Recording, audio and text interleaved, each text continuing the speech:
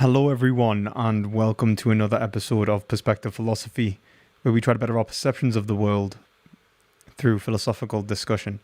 In today's episode, I'm going to be reviewing some theistic and atheistic arguments in relation to the existence. I want to stop being and unhealthy oh my when I'm too god, busy what to is make that? anything or I'm out and about. And with Hugh, As soon as the video started playing.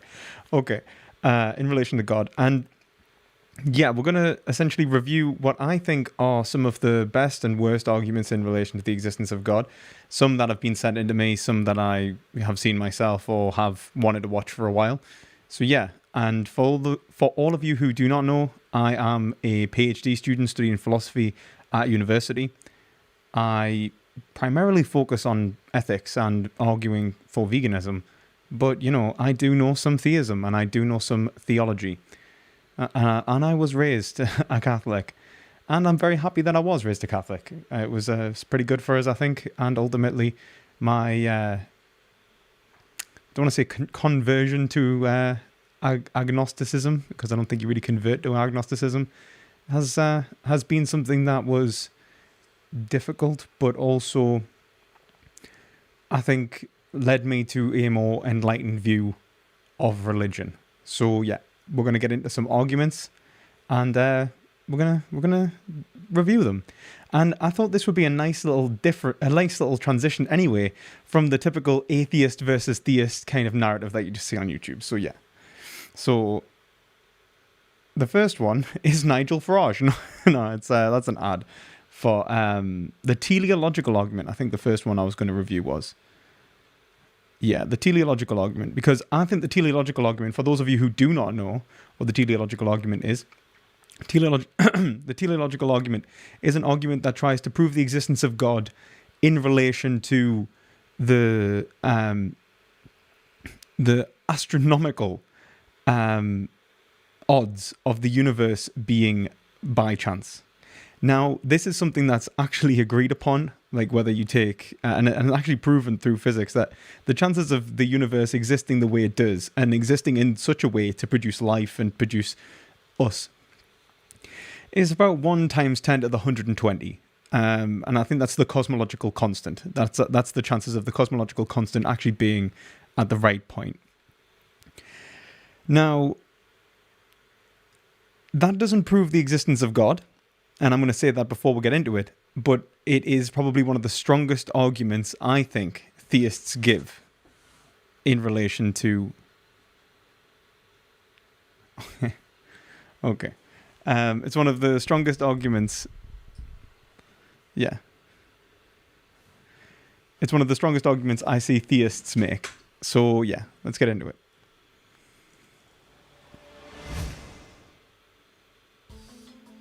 The fine-tuning or teleological argument is a common argument used by theists to argue for the existence of God, and it's a pretty powerful argument.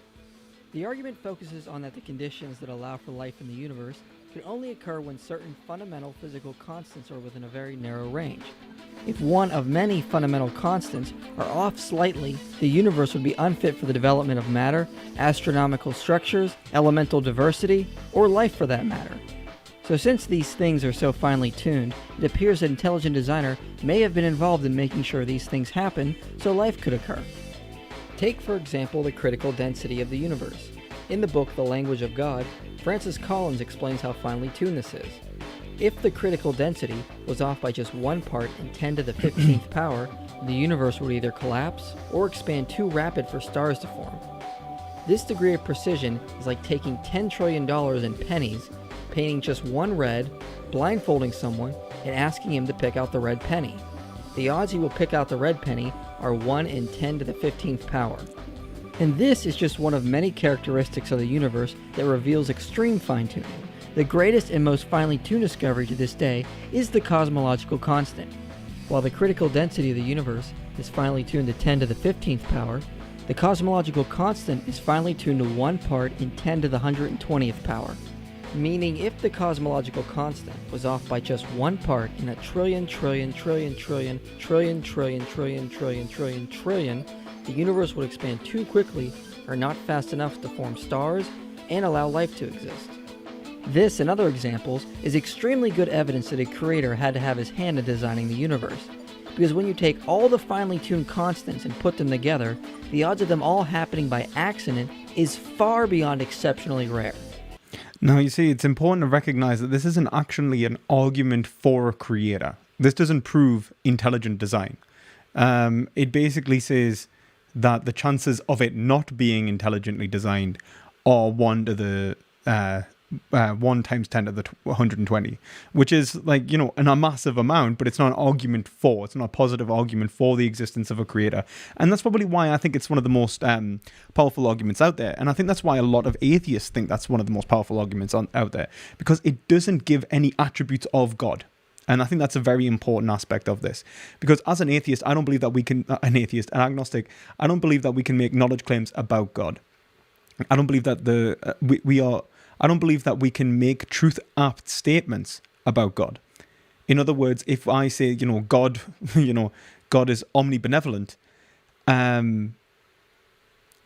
depending on how I take that, actually, I might be able to say that, but then I wouldn't necessarily know what the word omnibenevolent means.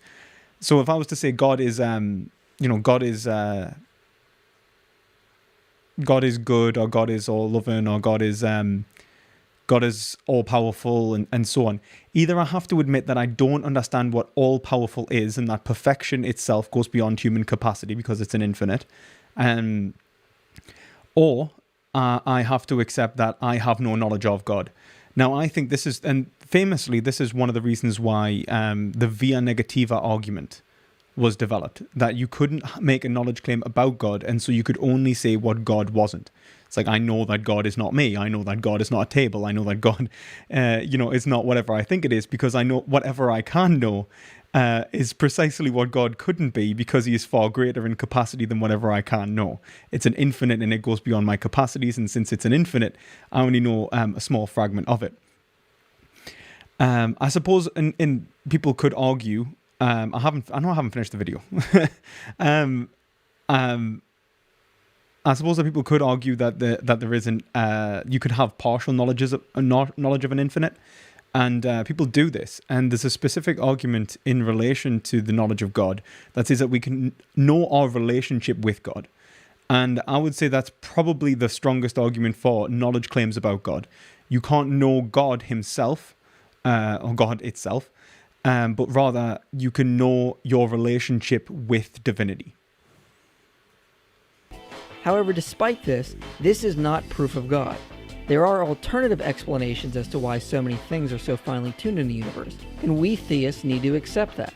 Daniel Dennett, for example, has argued the Multiverse Theory, which states that it is possible there are countless other universes in addition to our own. Each universe has different properties, different laws, and different values of the basic constants of physics. And this is actually pretty standard if you accept the string theory. But whether you accept string theory or not depends upon the physicist you talk to, essentially. String theory is not proven, and is nowhere near proven, actually. It's like contingent upon like 10 different theories which are yet to be proven. So we're nowhere near accepting string theory. But in theory, string theory would give an explanation as to why the universe would have to exist the way it does, because everything that can happen does happen. So all possibilities must be explored in string theory, at least all causal ones. And given countless other universes, Dennett thinks all the possible distributions of values over the cosmological constants would have been tried out. As it happens, we find ourselves in the one universe where the constants are such as to allow for the development of life. And this explanation could be true and explain why everything appears to be finely tuned.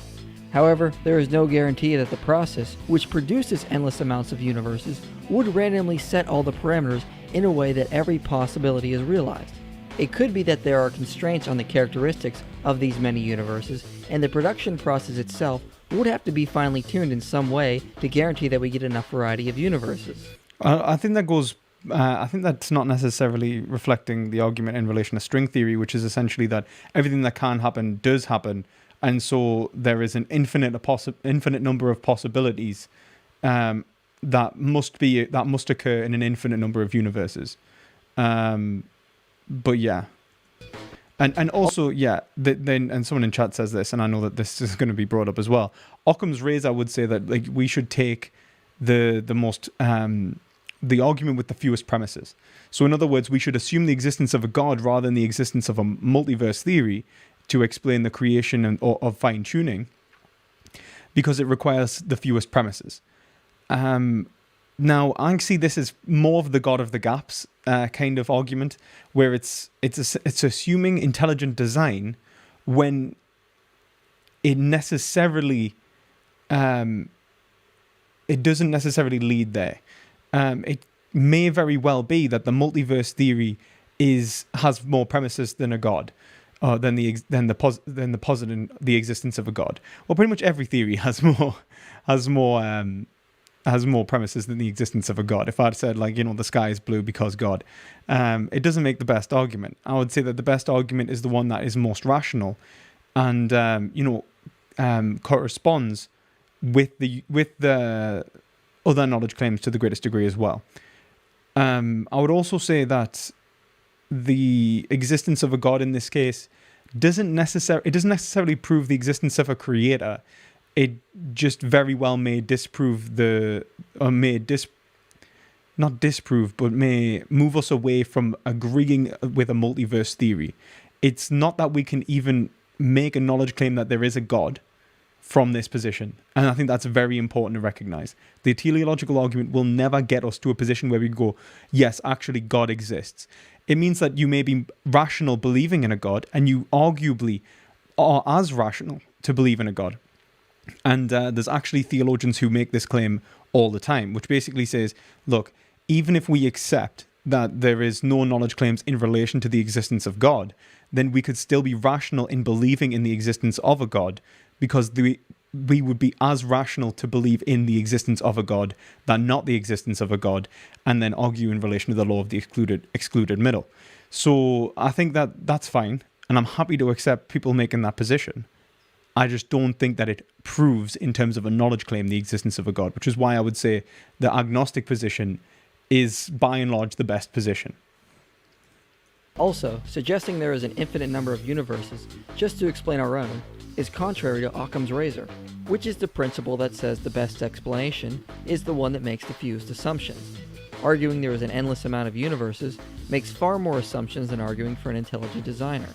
Richard Swinburne says, "It is the height of irrationality to postulate an infinite number of universes, never causally connected with each other, merely to avoid the hypothesis of theism.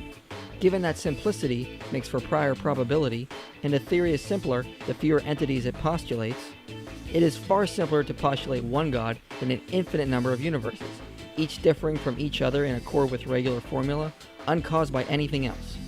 So there are problems with the multiverse theory, but Alvin Plantinga has noticed something else about it. He has demonstrated in the form of an analogy. It goes like this. Imagine yourself at a poker game. One of the other players is dealing the cards, and for the past 20 hands, he has dealt himself 4 aces each turn. After the last hand, you and the other players get up ready to shoot the guy. But suddenly the dealer says, "I know it looks suspicious, guys, but possibly there is an infinite succession of universes, so that for any possible distribution of possible poker hands, there is a universe in which that possibility is realized. We just happen to find ourselves in the one where someone like me always deals himself only aces and wild cards without ever cheating. It could be the case you can't prove I'm cheating." So if you were at the game, how would you respond? Would you sit back down and assume that could be the case and keep playing? Or would you recognize that possibility is exceptionally rare, and it is far more likely the dealer is cheating? That it is far more likely intelligence was used in instituting where the cards are going, and it is not random chance that the aces keep ending up in the dealer's hand. That is exactly the same idea behind the fine-tuning argument. In everyday life, when we encounter situations that seem to be rigged, we do not assume it is chance. We know intelligent design when we see it. It could be the case that it is just random chance, but we know the odds are never in that favor. So when we encounter odds like the ratio of electromagnetic force to gravity being finely tuned to 1 part in 10 to the 40th power, or the cosmological constant being finely tuned to 1 part in 10 to the 120th power, logically we shouldn't say, well, it's possible by accidental chance there is a trillion universes, and we just happen to be in the one that is capable of producing life. Especially when we encounter odds that high in a possible situation in life, like a poker game, we wouldn't believe it is just random chance. I mean, so although obviously, I'd just like to point out that you could only find yourself in the universe that was capable of producing life. I'm just gonna point that out. You're not gonna find yourself in the universe that wasn't producing life, or if you do, you've managed to get there somehow. So yeah, but at the same time, this is honestly, I think, the strongest argument for theism by far. I think that it doesn't postulate the existence of a creator, but instead postulates the possibility of the existence of a creator being more likely than the probability of a creator being more probable than the probability of not having a creator. And that is in and of itself a much stronger argument, I think, rather than trying to make knowledge claims about the actual existence of God. It makes a claim about the potential probability of the non-existence of God, and that is, I think, a much stronger argument. fine-tuning argument cannot prove the existence of an intelligent designer, it shows us that the existence of God is far more logical than everything just happening by random chance.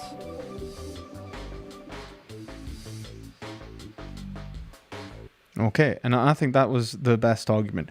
So now we're going to go on to a... let's go on to an atheist. eBay.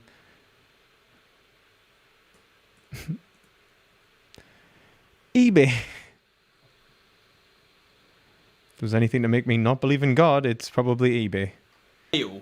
Before we get to the main meal of this video, a huge thank So this argument is against Thomas Aquinas's Unmoved Mover, right? So the Unmoved Mover is essentially that which puts everything into motion.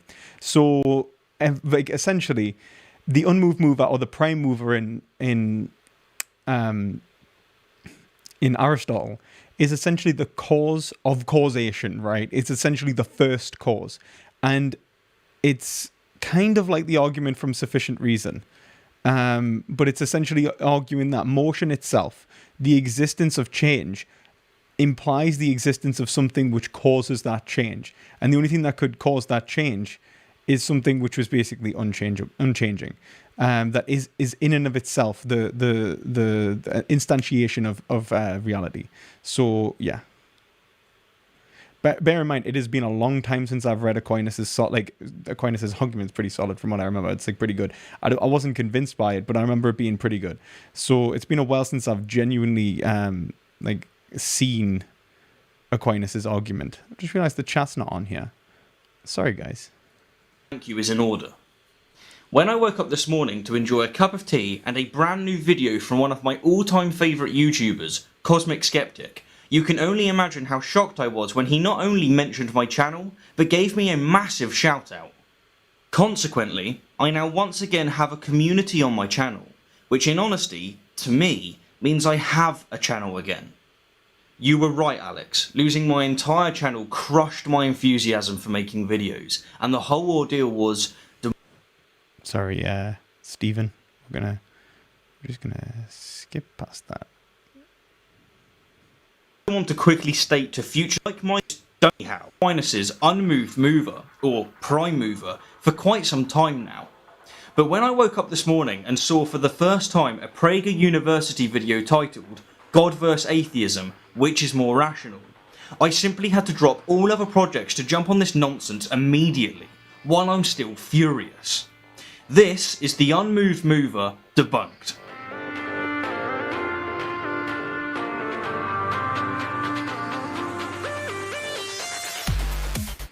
In the interest of keeping this video relevant, I'm going to address Cray's specific rendition of the Unmoved Mover, rather than Aquinas's, because while the two differ in the language and references that they use, they are nevertheless fundamentally the same. I'll never forgive anyone putting a dunce cap on St. Thomas Aquinas. The man was an absolute genius, absolute genius.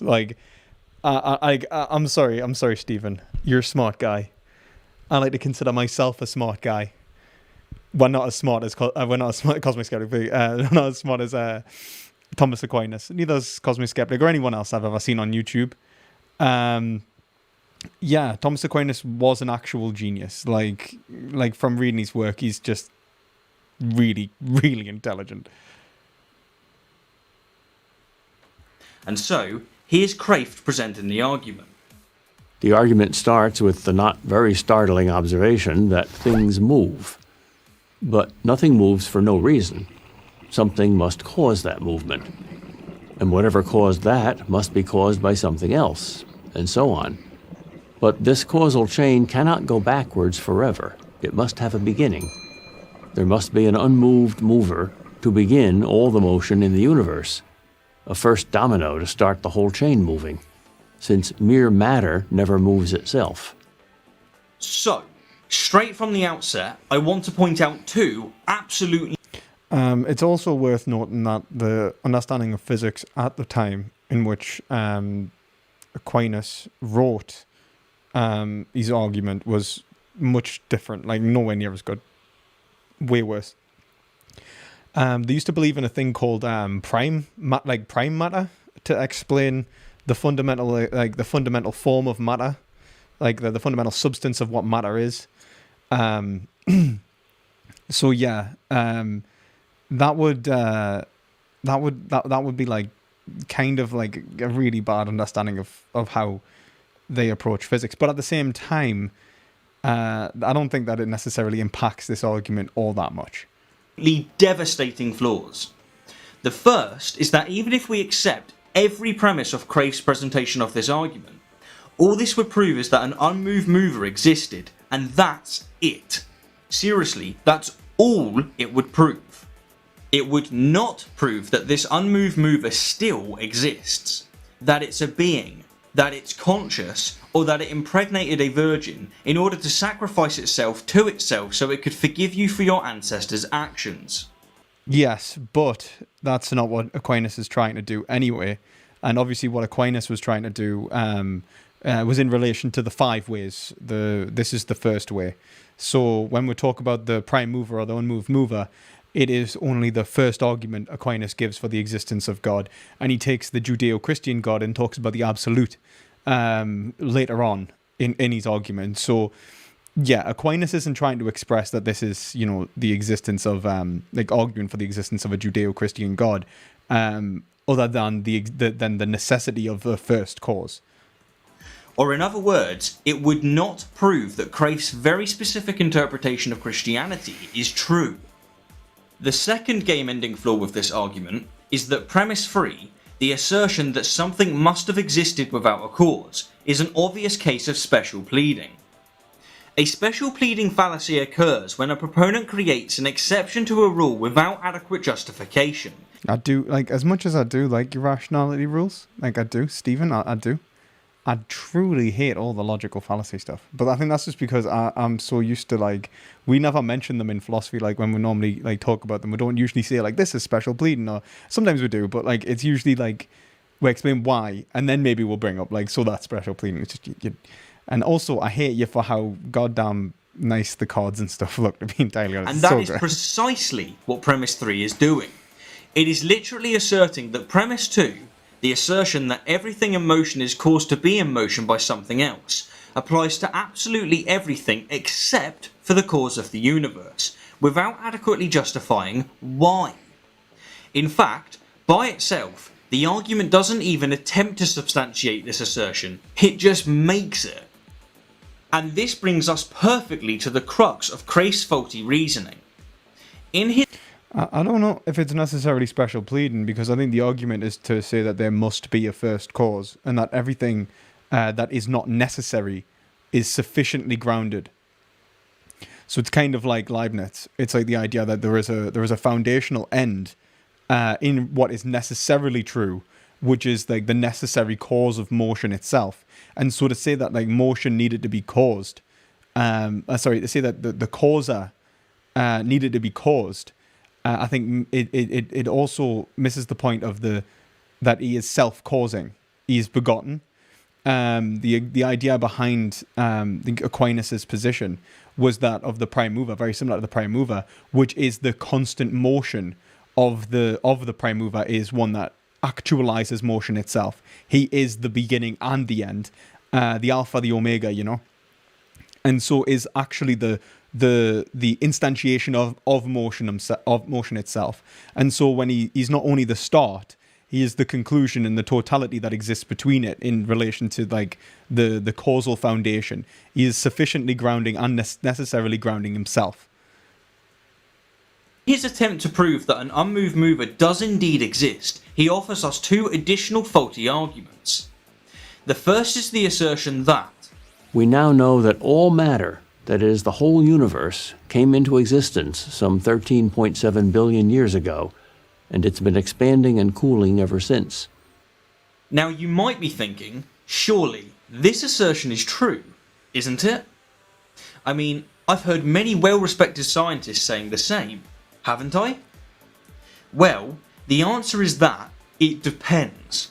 It depends on what definition of the word universe is being used. Allow me to explain. If we are using the scientific definition of the universe, that being all matter, space and time, then yes, it is accurate to say that the Big Bang was the beginning of the universe. But if we are using the colloquial definition of the universe, that being everything that exists, everything that has existed, and everything that will exist, then no, it is inaccurate to say that the Big Bang was the beginning of the universe. Hence, because Kraft uses... I'm pretty sure Rationality Rules actually does the very similar thing to Aquinas here, by the way, guys. Because I think he ends up talking about the necessary existence of existence, that something must always exist, and so kind of goes against the understanding of reality, the ex nihilo, like the reality coming from nothing. And so he actually ends up arguing in a very similar way to Aquinas in terms of actuality, where there has to be a foundational existence and is from which all reality is grounded. And this is something that was actually inherited pretty much from Parmenides in terms of metaphysics, that what is always must be. It's and yeah, so this is so if anything, he's going to argue for the actuality of existence. Now, what Aquinas takes that to be is God, and what he takes it to be, I'm not sure.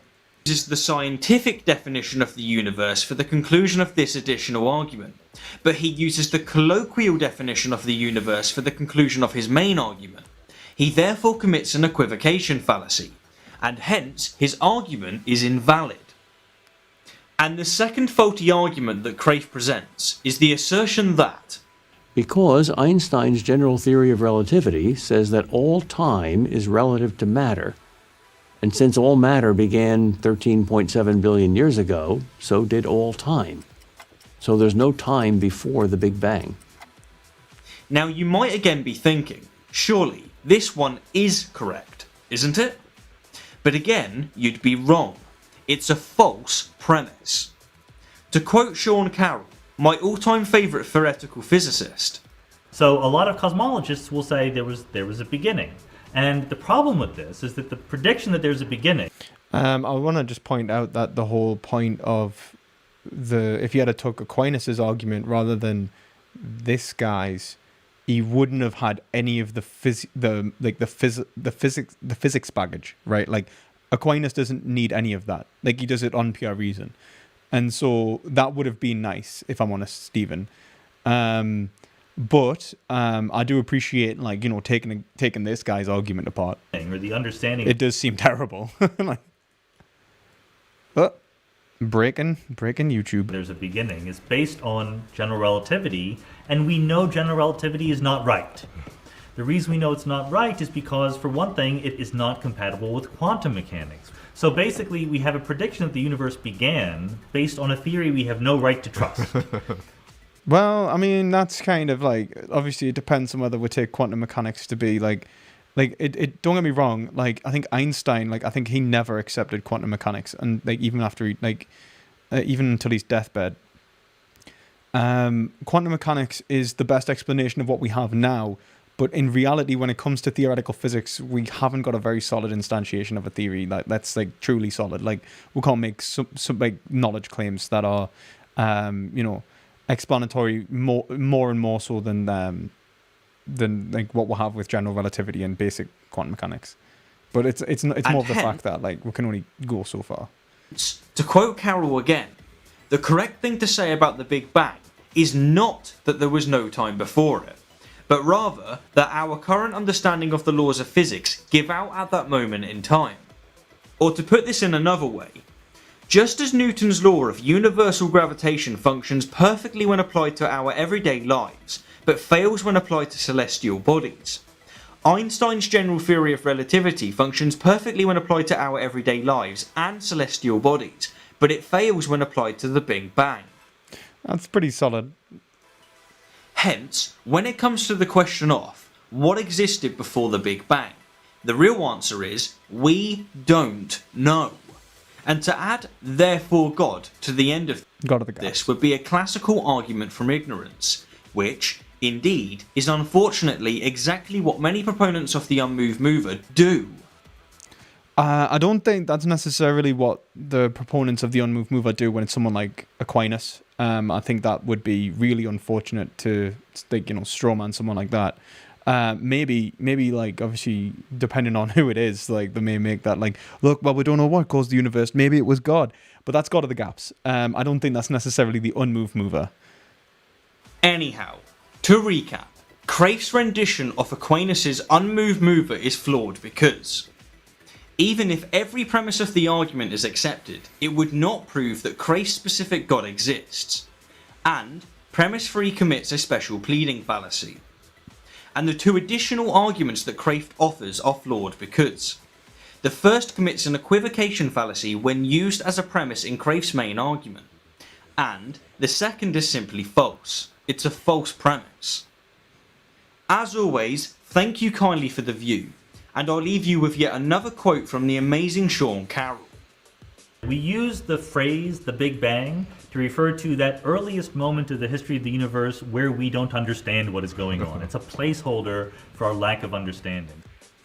Okay, yeah, so that like really did absolutely nothing in debunking the Unmoved Mover. And I think that, look, I appreciate like the like Prager refuted. Yeah, I'll give you that you destroyed that guy, like the guy that was just making claims about physics. But you did so not in relation to the argument about the Unmoved Mover. You did that in relation to his interpretation and his explanation of the argument, which may just have been a dumbed down version to try and get it, over to people, which was probably just him like misusing the argument. But it's not necessarily the case that it's not necessarily the case that this is that this any of this. Actually, I'm just going to say that none of this disproved Thomas Aquinas. Like, sorry, man, none of it. I am on the side of Aquinas with this one. Yeah. Right. Let's go to Leibniz. This is Leibniz's cosmological argument, also known as the contingency argument for the existence of God. So, essentially, Leibniz posits a like God as the foundation of sufficient reason. Imagine walking through the forest and coming across a 3-foot diameter translucent sphere. You would conclude that it has an explanation of its existence. The one thing you wouldn't conclude is that it doesn't, that it just exists inexplicably with no explanation at all. And note that this is not a design argument. This would apply if this were a boulder or a tree or a squirrel or anything like that. This demonstrates a principle called the principle of sufficient reason. Yeah, so this isn't about the probability of this isn't like the probability in the teleological argument. This isn't like the design argument in Paley's watch or anything. This is actually based off the concept of sufficient reason. So sufficient reason is that that there exists an explanation for why something happened, that you can ground the reasons in which you believe something to be the way it is. So if I say like the sky is blue, I would have to then go, well, I believe the sky is blue because of X. Or the sky is blue because of X, and that'll be sufficient reason that the sky is blue and it's sufficiently grounded in relation to an explanation which explains why the sky must be blue, why the sky is blue, right? Why the sky is blue, yeah. Now, now you get as well beneath sufficient reason. Arguably, you get like the necessitation. So why something must be the case. For every state of affairs or true proposition, there is an explanation of why it is the way it is and not some other way. It's generally divided into two types of explanations, self-contained and external. Examples of self-contained explanations would be mathematical propositions, abstract objects, and tautologies. For example, consider a right triangle. The explanation for why a right triangle has 3 sides rather than 4 is self-contained. That's what it is to be a triangle. Or consider 2 plus 2 equals 4. It couldn't have been any other way. External explanations, on the other hand, generally apply to events, physical objects, and living creatures. For example, consider why it is that mammals dominate the Earth currently. There's an external explanation to mammals themselves, which is the asteroid that wiped out the dinosaurs. So consider the sphere again. If it requires an explanation, what if we move it to a field? Does that alleviate the need for an explanation? Doesn't seem to. What if we replace the Earth with the sphere? Still seems like it needs an explanation. What if we replace the entire universe with just the sphere? Still seems like it needs an explanation. Or if we consider how old the sphere is, 50 years, 500, 5 million, or even if it were infinitely old, it still seems like it needs an explanation for its existence at all, rather than not existing. So, how about the universe itself? By universe, I don't mean just our physical universe with all the stars and galaxies. See, this man's being a good boy, Stephen, and he's taking it in the legit way. Universe may have been rather than the physical way, naughty boy. Birthed in a quantum vacuum, which would consist of space and time. Or we might just be one of a multiverse. Or there could be colliding membranes that gave birth to our universe. So by universe I mean all of this together, the whole shebang. Is it self-explanatory, or does it have an external explanation? Well, consider how 2 plus 2 equals 4. It couldn't have been any other way, and it isn't even logically coherent to consider it having been different. But it seems like we can conceive of a different universe having existed. Cosmologists are always talking about how the gravitational constant could have been different, the speed of expansion could have been different, the amount of entropy could have been different, the number of dimensions, the size of space, and so on. See, my problem with this, and I don't know if anyone else has the same problem if they've been keeping up, is that we've just talked about how the universe is posited as all things is. The universe is. It is the fundamental being itself, right? And I think that's the foundation of Leibniz's argument. Right? This is being itself. It's like the foundation of ontology. Okay. Now, what I would say is I would take Parmenides' argument like that being itself must exist. It is, and it is necessarily that it is necessitated that it is. For is to be what it is, it must exist. And so I would say it's necessitated. And necessary explanations then do not need sufficient reason. Like this universe obviously is contingent, the expression of how things have turned out. But then I would say that's the expression of determinate objects and not existence itself. And I would separate the existence of separate the predicates of existence of a thing and existence itself. So, if this is true, then it seems like the universe needs an external explanation. And of course, since the universe consists of all of space, time, matter, energy, and the laws of nature, then it would have to be outside of them. Let's call it X. So, if X transcends or is above, beyond space, time, matter, energy, and the laws of nature, then would it have to be something spaceless, timeless, non-physical, and supernatural. But then we would have to apply the principle of sufficient reason again to X itself, whatever X is. So is X self-explanatory? Does it have an external explanation? Well, let's go with it has an external explanation. So X explains the universe, X2 explains X, X3 explains X2, and so on to infinity. So does that solve the problem? Not really, because now we don't have an explanation for why the whole infinite chain exists, rather than not. Is it self-explanatory, or does it have an external explanation? If it has an external explanation, it would just lead to more infinity. So at some point we have to terminate the chain of explanations, and we'll call it Z. And Z would have to be, of course, self-explanatory, whatever it is. So Z would have to be self-explanatory plus spaceless, timeless, non-physical, and supernatural. So this obviously doesn't lead to any type of particular God exactly. It's only a foundational argument. It doesn't prove anything intelligent. It only provides fertile soil for deism and theism as opposed to materialism or metaphysical naturalism, the view that the physical universe is all that exists. The primary objection to this argument is to attack the principle of sufficient reason.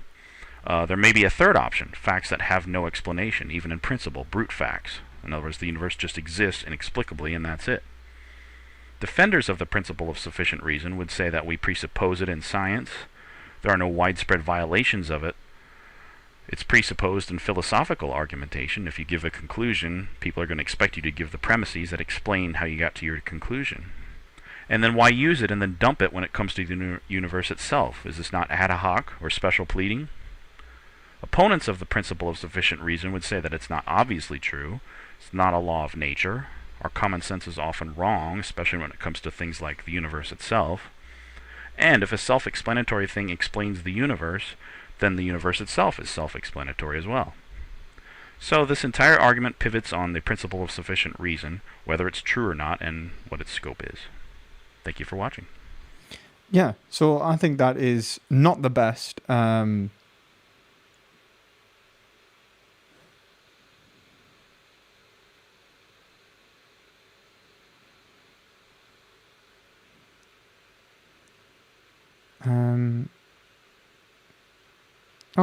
Thank you for your donation, Radar John Book. What are my thoughts on Anselm's ontological argument? I think that the ontological argument sucks. Like, it really sucks. Like, really badly sucks. I'm actually writing... Oh, you just donated again. Oh, thank you very much. 1 second. I'll just... I don't know why that didn't go off. I'll put the ticker on. I think the tickers went off. So 1 second. But thank you very much for your donation. Where the hell's the ticker gone? Not the ticker. The alert box. That's it. Add source. Yeah. Okay. Yeah. So like, what I was saying is that, with the ontological argument, I'm actually writing, funnily enough, I'll get back to you once I've written it and hopefully got it published, but I'm actually writing an argument against the modal ontological argument right now because I think it sucks so bad that I think Kant absolutely annihilated the ontological argument, like annihilated the ontological argument. Existence is not a predicate. And then 2, I would say that even if we look past that and we look to the modal ontological argument, I think that it's genuinely terrible. And I'm actually going to accept the premise of the modal ontological argument and then show why it doesn't work anyway. So that's the goal. So I'll get back once I've written that. But it's like, I would say it's probably one of the worst arguments for the existence of God. I mean, like, essentially, it's usually just like, oh, everything's going wrong. By the way, God. That's how Descartes used it, really. But yeah. And then, if you want a better defense of Aquinas' argument for motion, Bishop Barron has a great video on it. Oh yeah, I'll absolutely check that out. Thank you very much. Excuse me. Okay, let's go to a nice Cosmic Skeptic one. I actually liked this video. I thought this was a pretty solid video because I've seen this before. And this is essentially an argument given by an Oxford University professor that I'd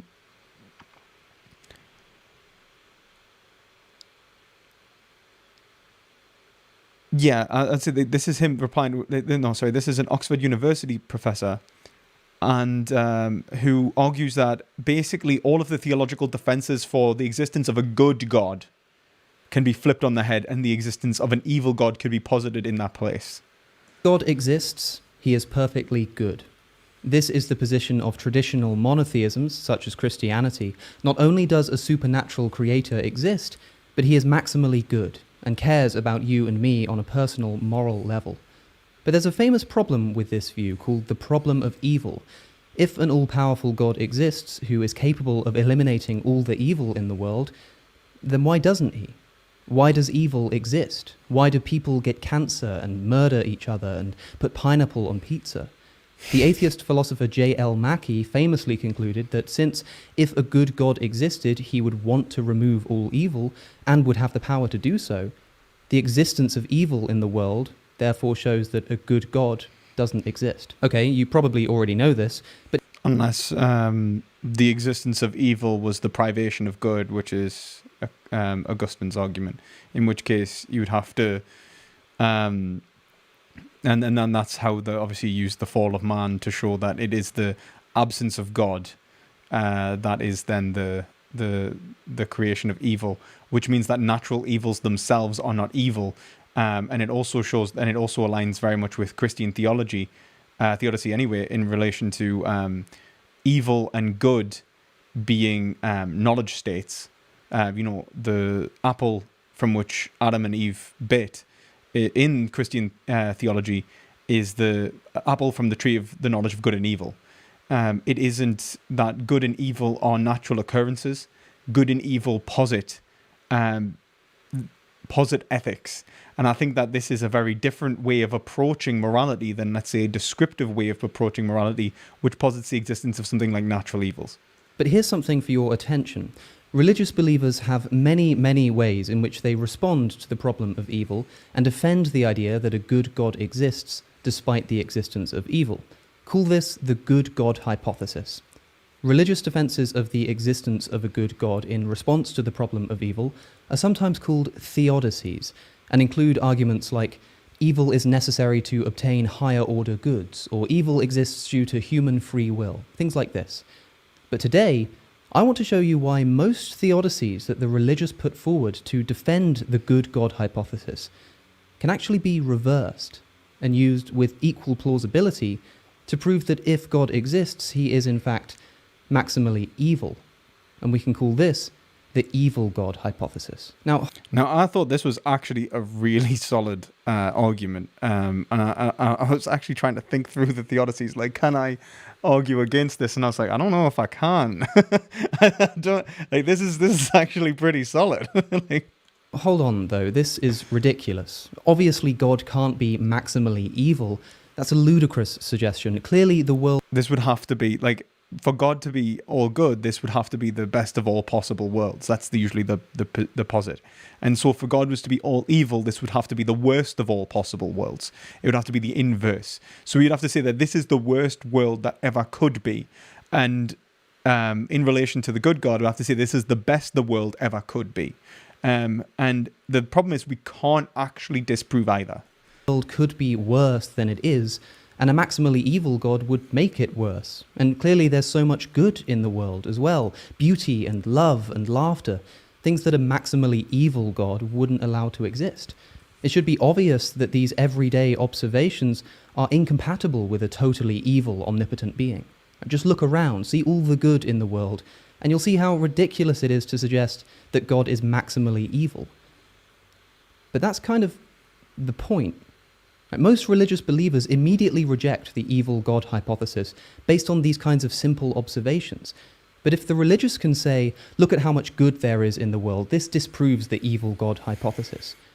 Why can't the atheist say, look how much evil there is in the world, this disproves the good God hypothesis? Well, as I say, the religious can use theodicies, philosophical arguments to reconcile the existence of evil with a good God. But the issue is that both of these can be used to reconcile the existence of evil with an evil God with goodness, right? And I don't necessarily see this as both arguments could coexist. They could be both an evil and a good manifester, like creator or whatever. I don't see that's necessarily even an incompatible position. Like both of these, you could worship a good God and agree that evil must exist for goodness to exist, and even posit the existence of evil. You could even say I will be good even though there is an evil God in this universe, blah blah blah.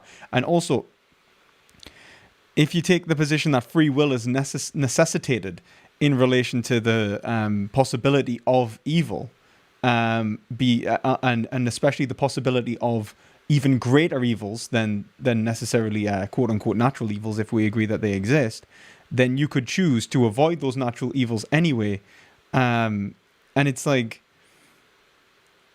I would say that ultimately it has no ethical causal issues. So I just want to kind of get that like out of the way. But what if these same theodicies work in reverse and can also reconcile the existence of good with an evil God? Well, it would mean that the religious believer has no more reason, absent other factors, to suggest that their God is good than they do to suggest that their God is evil. And so, unknowingly, by responding to the problem of evil with theodicies, the religious are simultaneously using arguments that just as validly support the existence of an evil God. This is the problem posed by the Oxford philosopher Dr. Stephen Law in his 2010 paper, The Evil God Challenge. Most theists say that the idea of a good God is far more reasonable than the idea of an evil God. But if the arguments for defending the first work just as well in defending the latter, then they're unjustified in claiming that the good God hypothesis is more rational than the evil God hypothesis. Here's the crux of Stephen Law's argument. He doesn't try to prove or disprove the existence of any God, good or evil, and he doesn't pass judgment on whether religious theodicies are successful. He just says that if the religious easily dismiss the evil God hypothesis because of the existence of good, they should just as easily dismiss the good God hypothesis because of the existence of evil. But if the religious think that theodicies can defend the good God hypothesis against evil, then they should also think that these same theodicies can defend the evil God hypothesis against good. He says, and I quote, "Theists typically dismiss the evil God hypothesis out of hand because of the problem of good. There is surely too much good in the world for it to be the creation of such a being. But then why doesn't the problem of evil provide equally good grounds for dismissing belief in a good God?" Okay, so to understand this challenge properly, because it might well not be clear yet, we need to return to the good God hypothesis and the problem of evil. How do, say, Christians defend the good God hypothesis against the existence of evil? Well, let's have a look at three of the most popular examples of theodicies that are widely used by the religious, and you've probably yourself heard them before. First, evil exists because God gave humans free will. For human beings to be truly good and be able to love God, they need to do so freely. Right? If we were all robots, determined by God to always do what was good, we'd be compelled into loving him and doing good deeds, which isn't true love or true goodness at all. Right? Loving someone because you're forced to isn't really love. It has to be given freely. So God thinks a world in which there is free will is far more valuable than one without it, and he gives humans freedom to do as they please. But you could also make the argument, right, that like for example, that if God was for God to be God, he would have to be not only omnibenevolent, would have to be omnipotent. Omnipotence implies perfect action in relating to the expression of desires. The expression of desire is governed by ethics. Therefore, God must be perfectly ethical. And so whatever God does has to be in relation to being omnibenevolent, because he has to be the perfect expression of right. So you could argue that God must be the perfect expression of ethics to be all-powerful.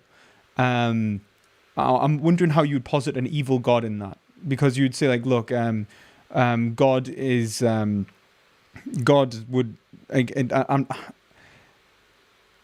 yeah, at least I don't know if you would be able to, unless you can make an argument that you could desire evil things and be justified, which I would disagree with.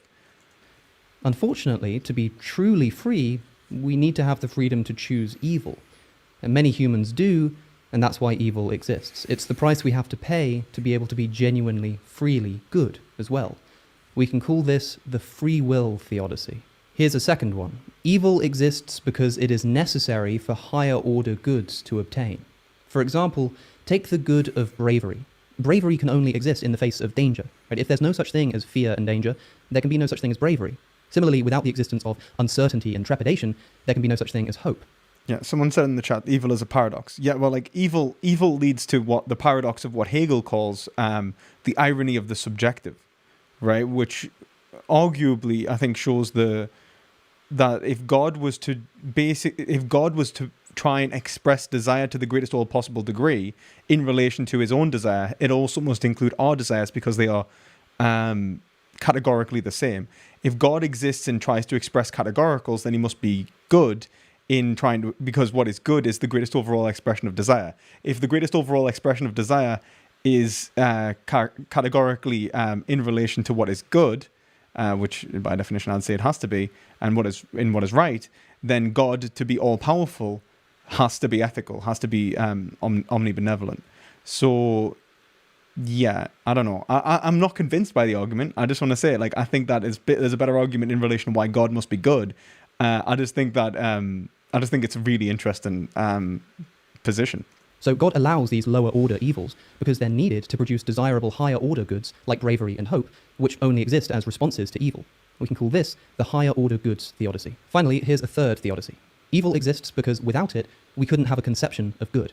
If everything was good all the time, we wouldn't notice it, and so couldn't appreciate it. As C.S. Lewis timelessly put it in a slightly different context, a man does not call a line crooked unless he has some idea of a straight line.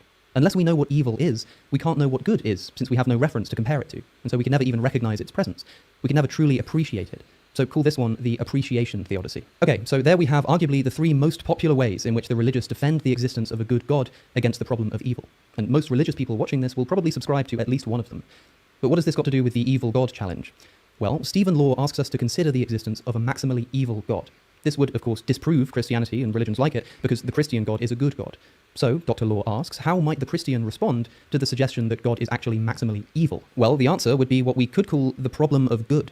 Right? If a maximally evil God exists, why is there so much good in the world? Why isn't there more evil and suffering? And more troublingly, many people around the globe live peaceful, lavish, and wealthy lives, even if not everyone does. But surely if God was maximally evil, then we'd all be living horrible lives, all homeless and poor and sick. Right? The existence of such lucky people living in luxury seems to suggest that God can't be truly maximally evil, because if he was, they wouldn't exist. Now, Stephen Law's point is that most religious people reject the evil God hypothesis because it's so obvious that we're not living under the most evil circumstances possible. But now, hold on. I just offered three theodicies that the religious like to use to defend the existence of a good God. But what if we can use the same theodicies to defend the existence of an evil God, despite the existence of all this good in the world? Well, as it turns out, we can. And let me demonstrate this to you now by defending the evil God hypothesis against the existence of good, using exactly the same theodicies that I used a moment ago to defend the opposite. So, if God is maximally evil, why does so much good exist in the world? Theodicy number 1, the free will theodicy.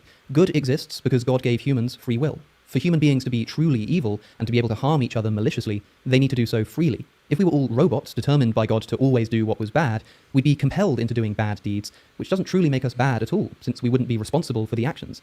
As Stephen Law writes, an evil God could have created a universe populated with puppet beings that he ensured always behaved unpleasantly, but the behavior of such puppet beings lacks the dimension of moral responsibility that transforms such acts into actions of the most depraved and despicable kind.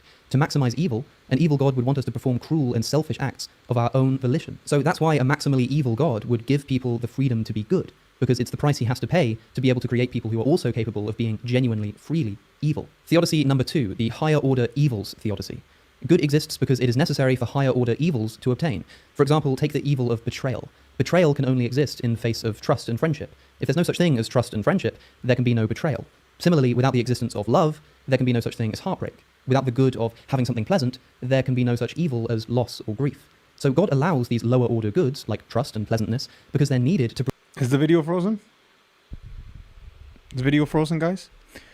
I don't think it's weak. I think that I like to hope that, like, what I posited there, I think is a sound explanation of why omnibenevolence omnipotence may imply benevolence, and I think this is the argument I would use essentially against Nietzsche, because I think that Nietzsche basically posits the will to power and the expression of will to be possible without ethics, when I think Hegel shows that freedom itself is dependent upon the engagement of individuals in relation to that which is desirable and the greatest expression of subjectivity, simpliciter. So what is power and the will to power within the world posits an ethical stance. The greatest expression of freedom is the most ethical expression of desire, and I think that is and the most rational expression of desire is the ethical one. Now, I don't think that this position is able to argue against that. produce desirable higher-order evils like betrayal and heartbreak and loss and grief. So God allowing these goods to exist is actually a way to maximize evil overall. Theodicy number 3, the appreciation theodicy. This is the most interesting to me. Good exists because without it, we wouldn't have a conception of evil. If everything around us was Would it not be the depreciation? evil and depraved all the time, we wouldn't truly appreciate it because we'd have no context or reference for comparison. By providing a world containing lots of beauty and virtue, evil God provides a contrast against which we can fully appreciate how bad the existence of evil is.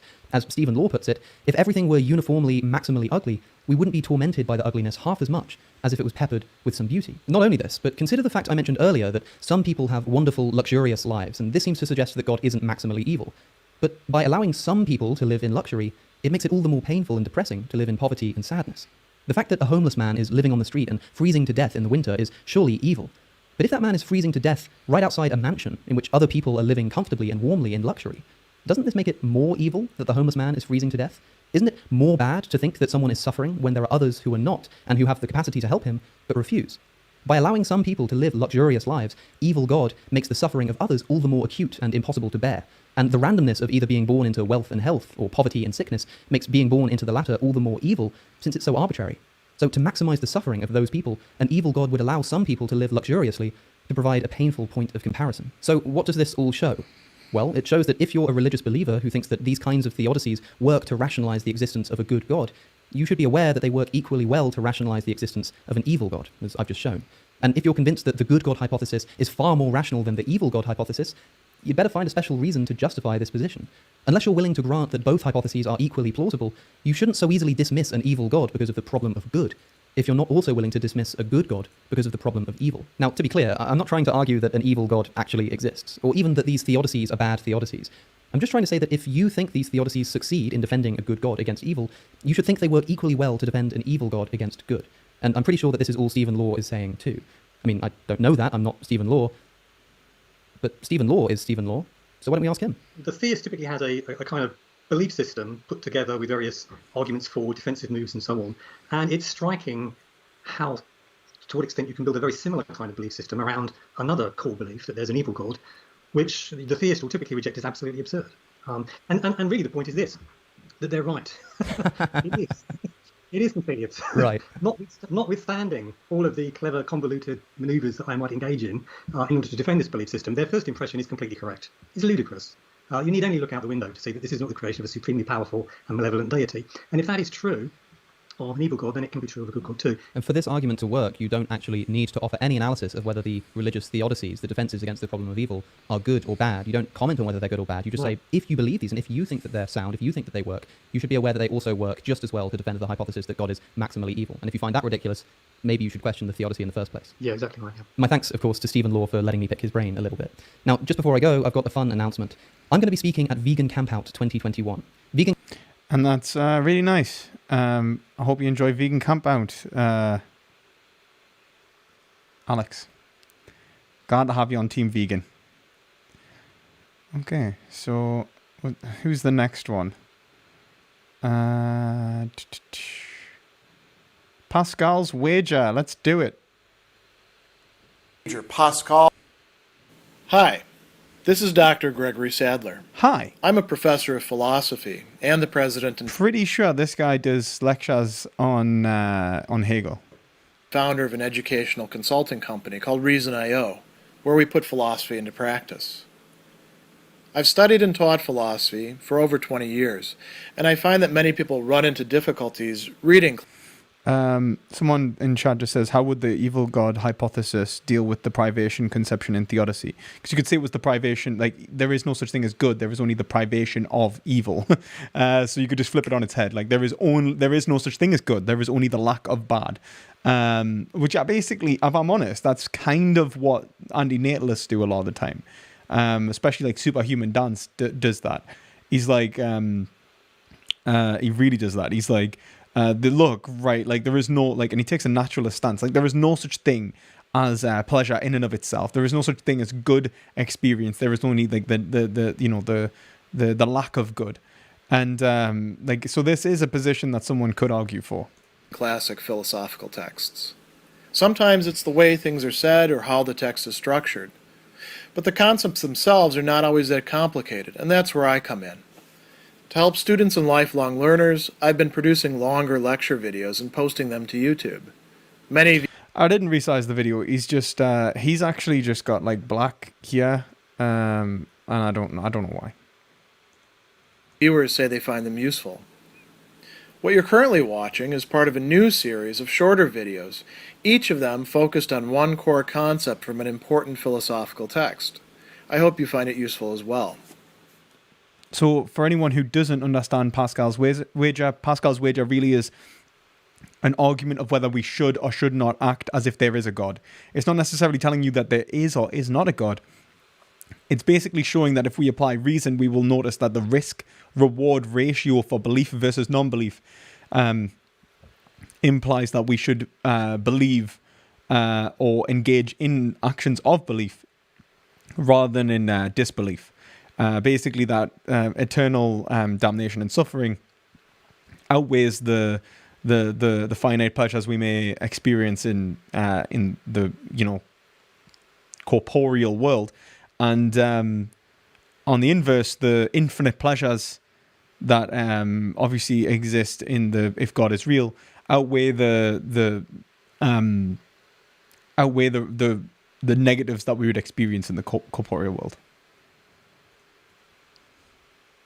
One of the most famous ideas coming from Blaise Pascal's Pensées is what has come to be called the wager, Pascal's wager, used as an argument for the existence of God. And it's been presented by many people in many different forms, but it's very important in order to understand what Pascal meant by the wager to look at what he actually wrote and not engage in some sort of reduction or summary of it, because those often lose the point. It's much more complex and well thought out than is often presented. Now, why does Pascal provide this argument, or this discourse, as he calls it, within the Pensées? It is indeed there for the purpose of getting somebody to behave in a certain way. And he doesn't think it's actually going to produce belief right away. So that's already a strange sort of philosophical argument. But it does provide, in his view, good grounds for committing one's life in a certain way, which will then eventually lead to some sort of knowledge, or at least conviction.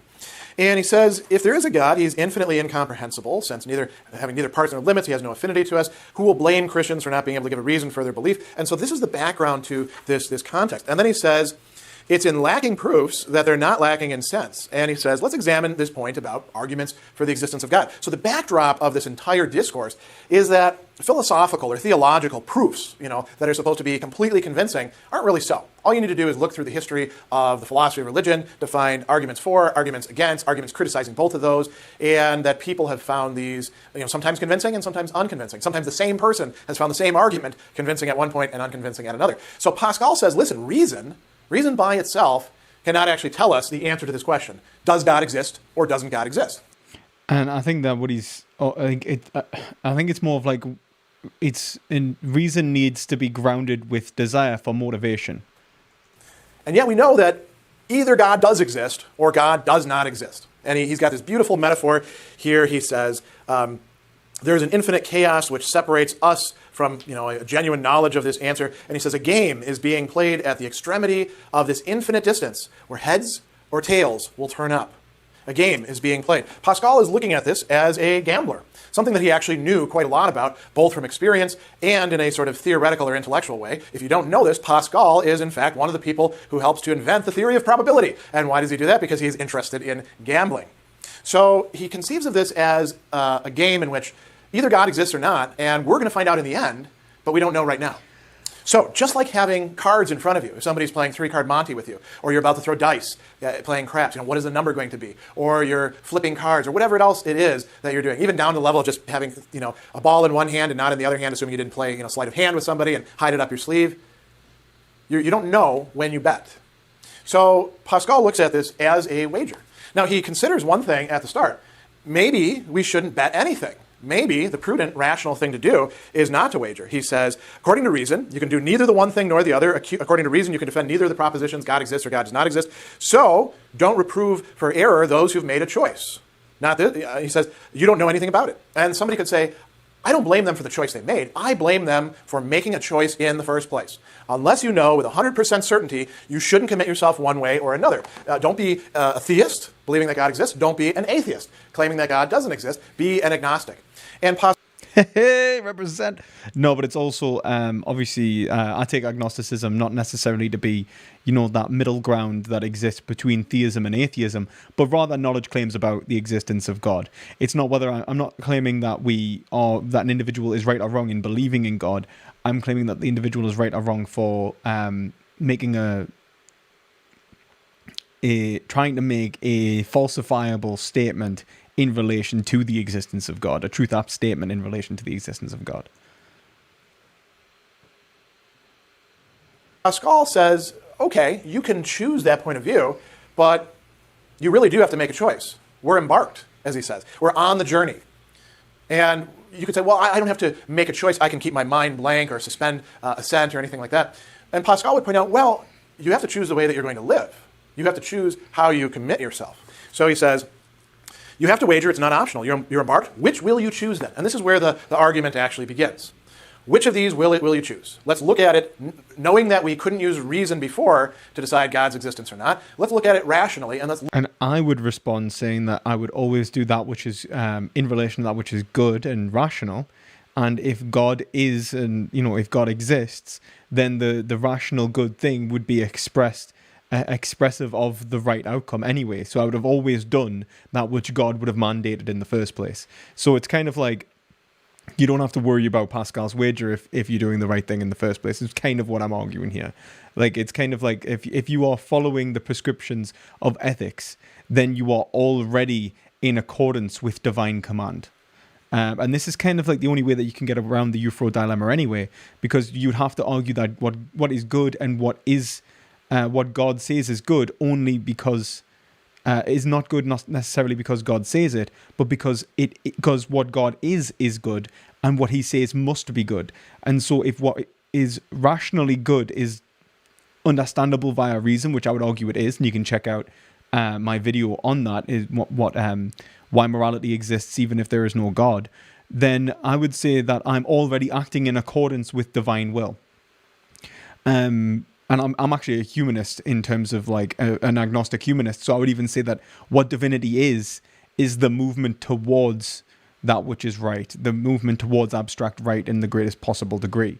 And so ultimately, I wouldn't say I was taking any irrational bets anyway. Like I don't have to worry about whether worshipping or not worshipping is justified, or whether belief in a God is right or not, because I think that the belief in a God doesn't modify ethics. Look at it like gamblers, he says. So he says, since you have to choose, let's lay out what the particular goods and bads and the risks are. You have two things to lose, he says, the true and the good. You have two things, and he's actually talking about four things here. You have two things to stake: your reason, your faculty of reason, and your will, that part of you that makes decisions and which is oriented towards the good for us. He paraphrases this as knowledge and happiness. And this is really the key thing here, happiness. That is one of the things that you are staking or risking. And he says your nature has two things to shun: error and misery. So we want knowledge and happiness, the true and the good, things that are for our reason and will. We want to avoid error and misery. Couldn't agree more. How do we do this? Okay, so we can lay this out almost like a table with four cells within it and two options on each side. First option has to do with something we might say factual. God exists, God doesn't exist. There is a God, there isn't a God. And we're not worried about what kind of God it is or anything like that. That's one of the criticisms that gets made of this argument. But let's first see what he's saying. So either God exists in one column, and you've got two choices there for yourself, and your God does not exist, and you've got two choices. What are those choices? Pascal says you can bet on God, or you can bet against God. Bet against God's existence. Obviously, you're not betting against God if God doesn't exist. And what are you betting? What are you staking? You are staking your life. What it is that you have. You are literally betting your life on God or against God, because it's the thing that you actually do have to stake. So he says, let's take a look at this now. Let's weigh the gain and the loss in wagering that God exists. Let's estimate the two chances. If you gain, if you win, because you bet on God when God actually does exist, then you win big. As a matter of fact, you don't just win big, you win biggest. You win infinitely big. There is no comparison between what you win in this column and anything else that you've ever won in your life. Just by, the definition of what it is that you win. Eternal life for an eternity. Eternal happiness. So he says, wager then, without hesitation that he is. And then he says, maybe I wager too much. Why would I be wagering too much? This almost seems like a no-brainer at the start, doesn't it? Hey, you can win an infinitely good thing. Well, that's kind of a distant proposition. He talks about the possibility of being infinitely distant a little bit later on. And Pascal goes on to say, let's think about this just as we would for anything else. So here's how he reasons it out. There is an equal risk of gain and loss. Now, why does he say an equal risk of gain and loss? Why is it 50-50 odds? Because we don't know any better. Reason can't say, well, it's 70-30 or 149-1 or anything like that. That's not the area where reason can actually help us out. And obviously, that's actually a pretty solid position in relation to the proof of God. I don't think there is a proof or disproof of God that holds true. For the moment, let's just assume it is like a flip of a coin. God exists 50%. God doesn't exist equally 50% possible. You bet on God. You're wagering your life, which is pretty valuable to you, but you could win something much greater down the line. And he says, listen, if we just understood this in terms of lives, how would you bet? What would be the... See, that's the better way of doing it. And I think that's actually a way better expression of Pascal's wager in many ways. Because it's not simply that you aren't wagering whether God exists or not. You are wagering your position in relation to the bet that God will exist or not. Obviously, there is the risk that you bet the wrong God and so on. And I think that in relation to ethics, if you take what God to be as, the omnipotent, omnibenevolent, omniscient God, then what I would say is you should always do that which is good anyway. You should always do that which is ethical. And in relation to Pascal's wager, I think that it only emboldens that because the reward, is essentially infinite good and infinite evil. The punishment is infinite good and infinite evil anyway. So yeah, I think that this is more of an argument to live an ethical life, I would say, necessarily than subscribe to any particular religion or religious practice other than an ethical one. I would also say that like for the existence of good and evil anyway, you've already posited an ethical agent, an individual who is acting in relation to ethics and is already trying to avoid error and misery and seek reason and knowledge, the true and the good. And so ultimately, I would say that you're already on the path to seeking the true and the good.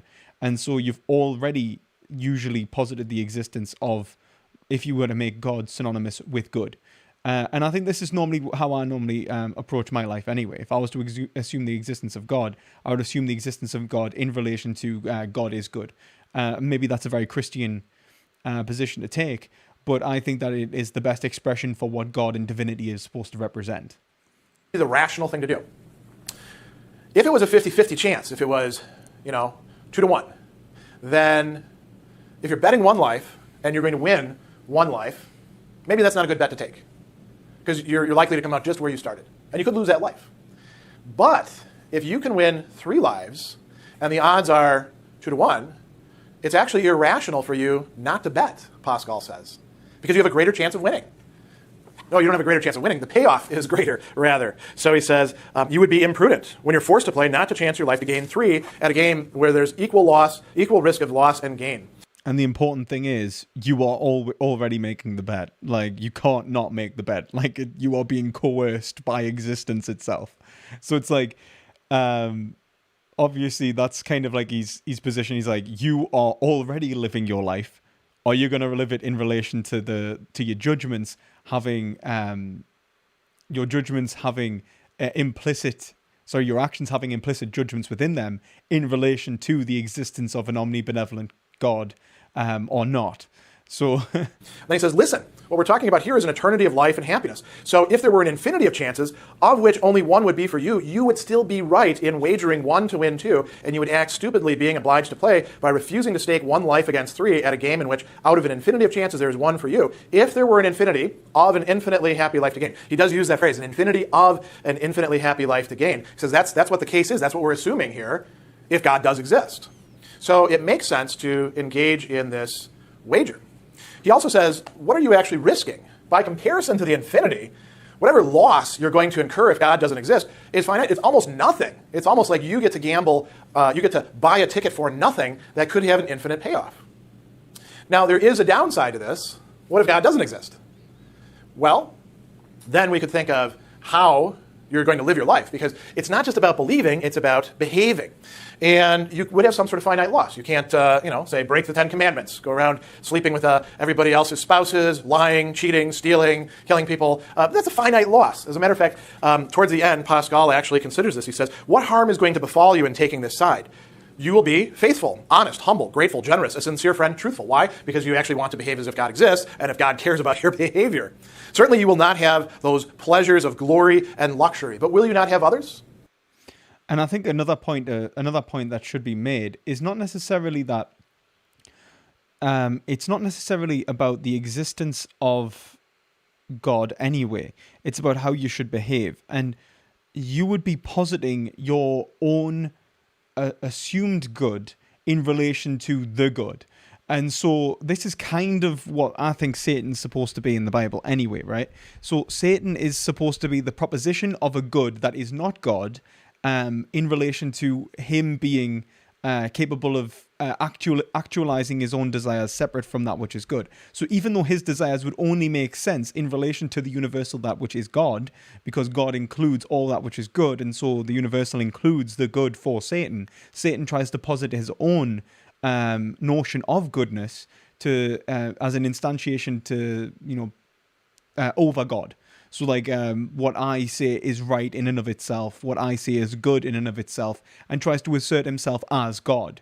And by doing so, opens himself up to the failures of his own inadequacies, which is not being God. God being omnibenevolent, omniscient, and omnipotent is the only thing that could actually be good, because it includes the absolute, it includes the absolute, essentially. And so it's the irony of the subjective. And this is Hegel, right? The subjective being which actively subverts its own subjectivity to try and express its subjectivity. And that is essentially Satan. Satan tries basically, in relation to ethics, does this. Like, essentially takes the position that he can decide what is good and live in relation to that. Murder, cheat, steal, all that horrible nonsense, right? And essentially posits that as good, his desires above the desires of all others. So the removal of the universal and the instantiation of him, of his preferences over the universals, over his interests. And so I'd say that, like, it's actually impossible to come to these conclusions, right? Like, and have a knowledge claim that actually reflects what is good for yourself in relation to those conclusions. So you would be assuming what is good for you, rather than having any knowledge of what is good for you. And that in and of itself essentially implies that you are not just making a risk in relation to you're not just making a risk in relation to whether you will live a good life or not. You are making a risk in relation to the knowledge of whether you're living a good life or not. So I would say that knowledge, because if we agree that, like, we seek truth, right? And I think this is the fundamental tenet of Christianity, and Nietzsche even argues that and says that's why Christianity destroys itself. The fundamental tenet of Christianity is to seek truth and good, but specifically truth as its possibility of achieving the good, achieving goodness. Then, if we take Aristotle's claim that all men desire to know, then, and I would say that, and I would uphold that and say that we do, then because we seek truth, and we must seek truth, then therefore we must seek the universal good, right? Not an assumed good. We seek a categorical and not a hypothetical.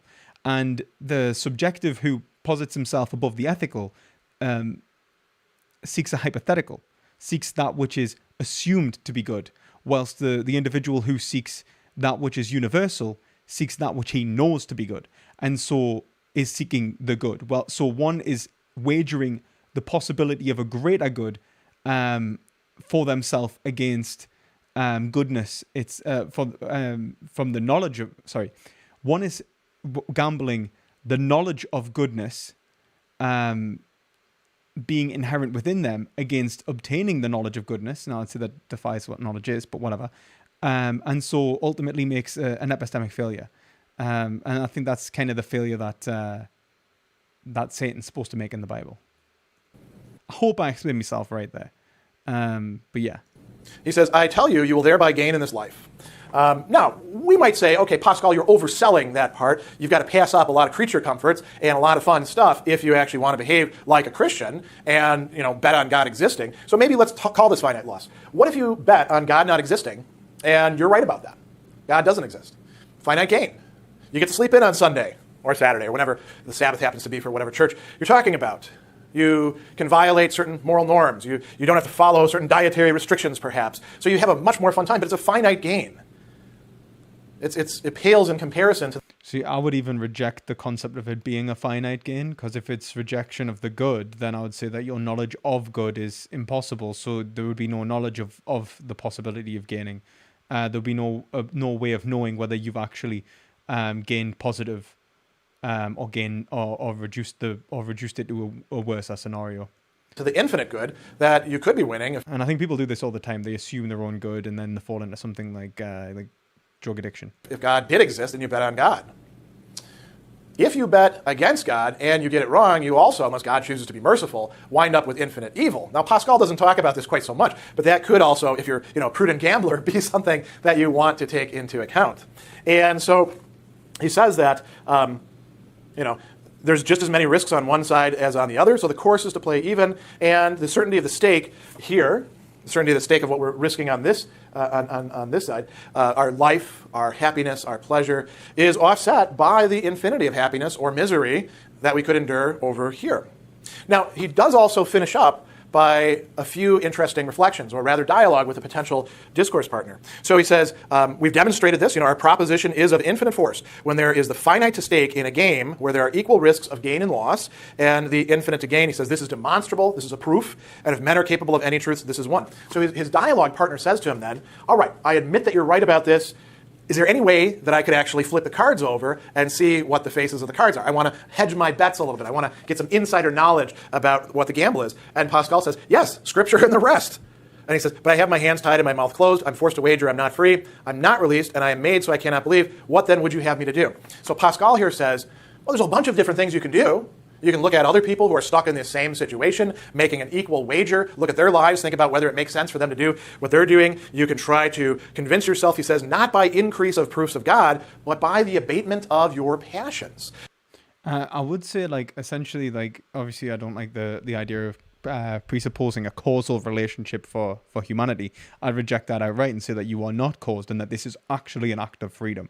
So what we would nowadays call emotional management, or developing some sort of augmented emotional intelligence, would help you to sort this out a little bit better and understand why it makes even more sense to pick one side over the other. So this is the fullness of Pascal's presentation of the wager. You notice that it's not quite so simple as just saying, well, you should bet on God because, infinite good versus...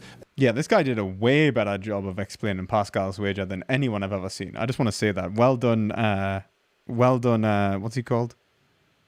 Is it Sadler? I think it's Sadler. Well done, Sadler. Infinite misery and only finite goods. There's more involved here. Reason at the very beginning has been sort of put aside. A 50-50 odds have been established, but Pascal also has another argument in his pocket. Even if it's not 50-50, but say 90-10, or even if there's just a infinitely small chance, the prospect of infinite happiness seems to outweigh that.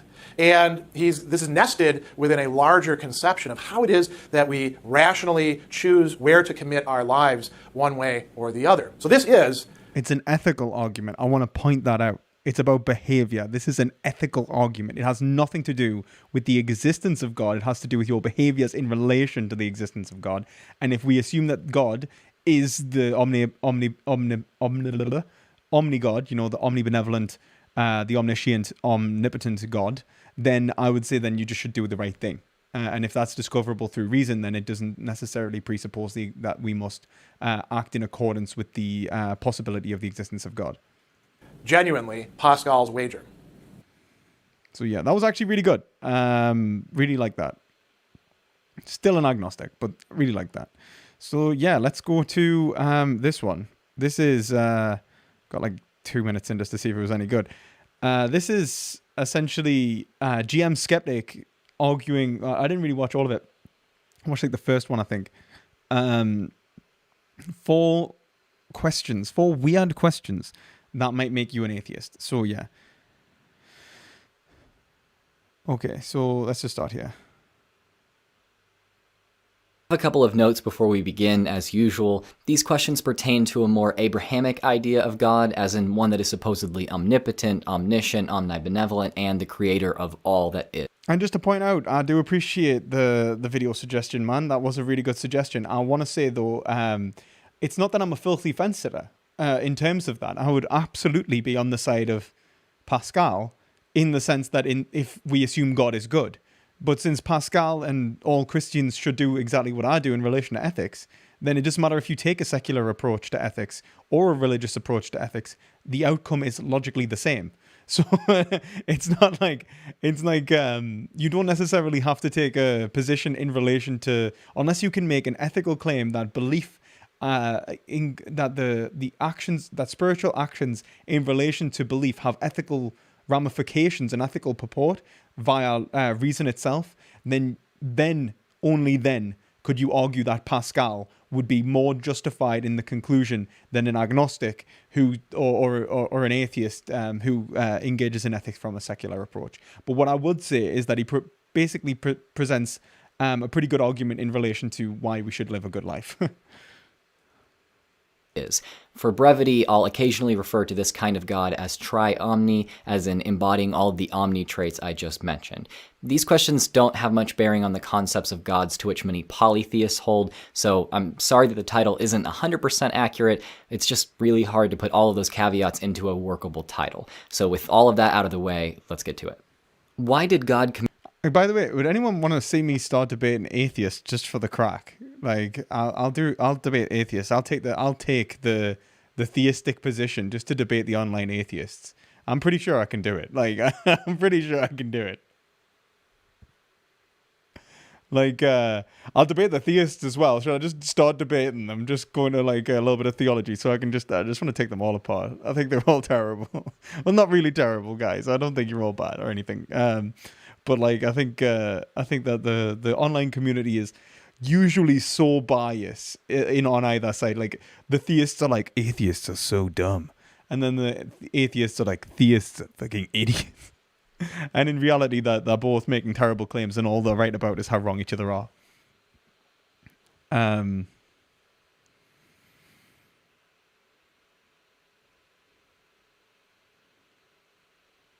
Communicate through literature? This one goes to anyone who thinks any piece of literature is... Yeah, actually, guys, right, like this video if you'd like to see me start debating atheists and theists. The word of a tri-omni God. Literature, by its very nature, demands interpretation. Intelligent people can read the same passage with the same good intentions and still come away with very different interpretations of its meaning. We're flawed beings with abilities of perception limited to the subjective alone. Communication through literature always leads to varying understanding. Okay, no, we're not limited to the subjective alone. Absolutely not. I mean, on an individualistic level, but not on a communicable level. And I would say that would actually be the movement towards literature. I would say that the movement towards literature would be the movement towards a common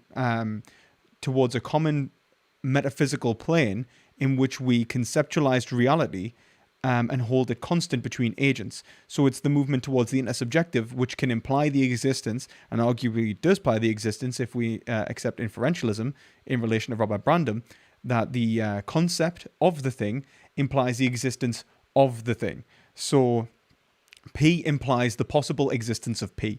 Now, whether it exists or not in reality requires argumentation and empirical or rational evidence to deduce. But what I would say is that the existence of language and literature actually posits the possibility of gaining knowledge that's objective. So it's actually quite the opposite. Of that literature. If God authored a piece of literature, then that means that literature has an intended meaning, but that humans are bound to interpret it in differing ways. Also, you don't have to accept that God was the author of literature, of the scripture which depicts God or tries to represent God. And then you could say that, look, the representations of God in literature is metaphorical, and that's actually the Christian take. In terms of the Catholic take, we would say that it is the word of God and not the words of God. I'm saying I'm 19 years a Catholic, you get in habits. The word of God rather than the words of God, which means it's a non-literal understanding of the Bible. So that means that the Bible and Scripture necessarily does not entail understanding it in relation to literally. You don't have to walk away from reading the Bible and go, I know exactly what God was saying, or I know exactly what God is, or God having authored the Bible at all. The whole point would be to express the divinity, be a metaphor for divinity, and express the existence of abstract concepts. So, for example, the omniscient, omnibenevolent, omniscient God that is described in the Bible it describes abstract concepts from which we can then engage as a community to discuss in relation to how that would exist and if it does exist in reality. And so God's communication through literature, or the communication of God through literature, I would argue, be the rational way to communicate the existence or the will of God. Many of them missing the intended meaning. At first glance, this seems to only reveal a flaw in human nature. The Freudian slip. I know, just never left us. But upon deeper consideration, it reveals flaws in any authoring tri-omni gods. As I'm sure you know, countless sects of Christianity, Islam, and Judaism exist, varying wildly in practice, often due to differing interpretations of holy texts. But that doesn't actually make any difference about the existence of God. And if anything, the interpretations may need to coexist so that they could externally critique each other's traditions in order to gain knowledge claims in relation to how we should hermeneutically interpret the Bible. So that means that we could have internal and external critiques in relation to the varying traditions when we talk about notions of abstract divinity. And so ultimately, what we are seeing is rival forms of rationality interpreting concepts that exist, abstract concepts. And I don't necessarily see a problem here. If anything, this could only embolden the knowledge claims that are common to these traditions, in which case you could say that all of these varying rival forms of rationality come to this conclusion. And this is arguably very possible if we were to accept a claim in relation to how various religions should communicate and engage with one another in a language community. This inarguably leads to suffering. War between various sects entirely aside, I'll give an example. Jehovah's Witnesses. Okay, yeah, but war's wrong. That's like an ethical position. That's not God communicating through literature, or the communication of literature through literature, and the understanding of God through literature might be necessitated in order to gain knowledge claims. I'd argue it would be. And then if we were to talk about something like war, we could say that it was ethically violating the principles of that are described in Holy Scripture in relation to concepts of abstract right. Believe that the Bible forbids the ingestion of any blood, including life-saving blood transfusions. If they're right, that means that they're obeying God's. But they're not right. That's the thing. That's the kind of crux of that. I don't want to say that they just aren't. They're not. The Jehovah's Witnesses are actually doing, ironically, what you described them as doing in the first place. They're actually assuming that their subjective position is capable of understanding an abstract.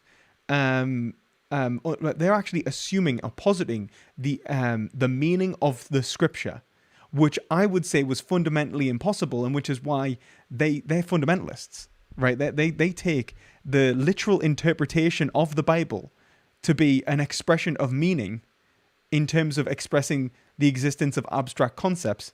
So I'd say that they always end in contradiction, right?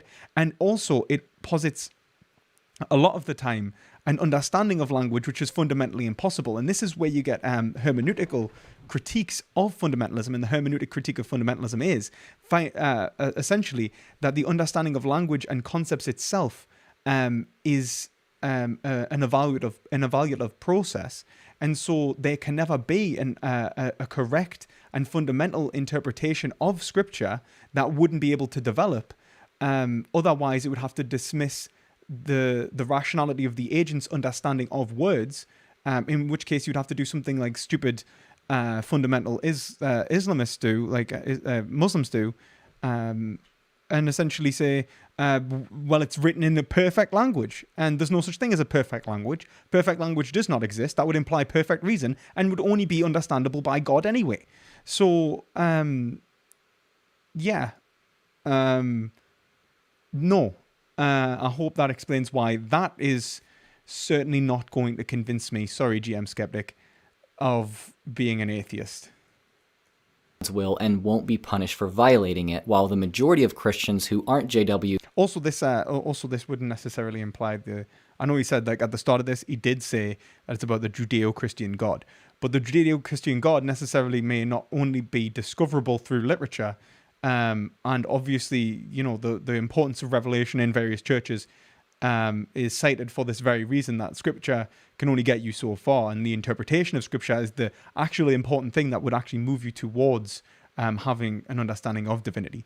Are further separated from God or even punished for not understanding the text.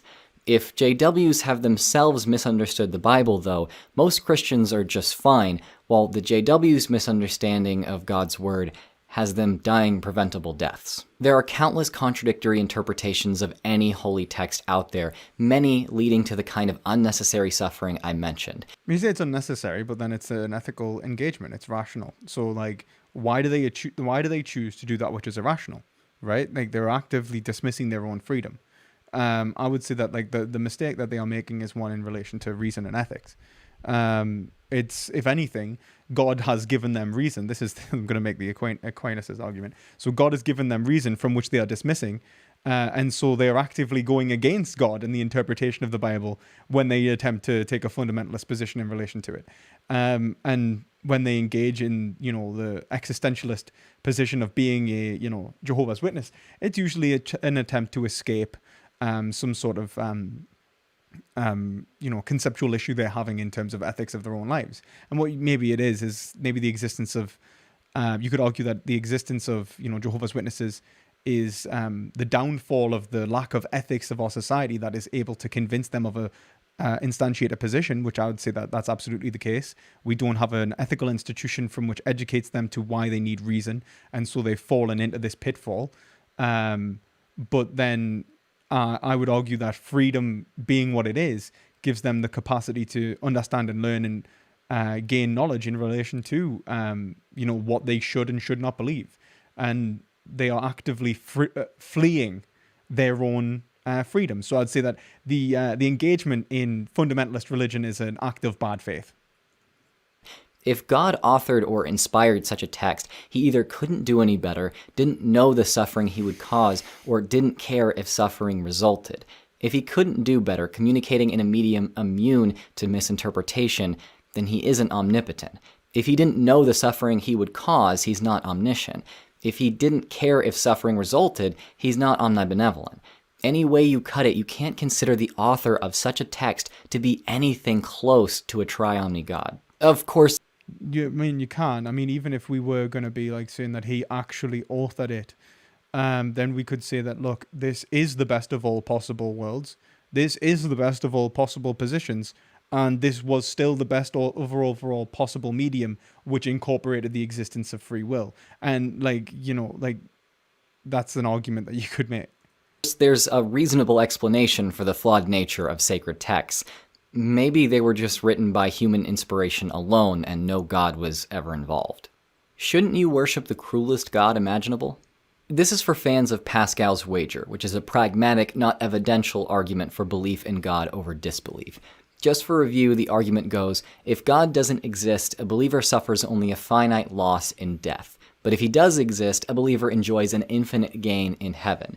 Meanwhile, if a person does not believe or act as if God exists, and they're right, they stand to gain just finite luxuries on earth. But if they're wrong, they stand to suffer infinitely in hell. Therefore, a rational person would seek to believe in God and live as if he exists. Obviously, there's a false dichotomy here between the existence of a very specific God and the non-existence of God, but let's explore the logic of this argument. Can someone explain to me the false dichotomy? I'm not sure if I don't know where he's getting this false dichotomy. And see where it leads. Within the reasoning of this argument, the objectives of belief and worship are to gain pleasure and avoid pain. The argument is purely an evaluation of risk, considering...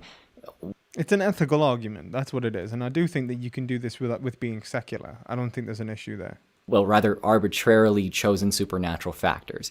There is a way to make this argument more powerful pragmatically, though, and it's through the consideration of slightly different factors. Instead of creating a false dichotomy between one of the many popular concepts of a god and the non-existence of God, why not create a true dichotomy between belief in a god with the best imaginable reward for believers and the worst imaginable punishment for doubters, and every other religious position?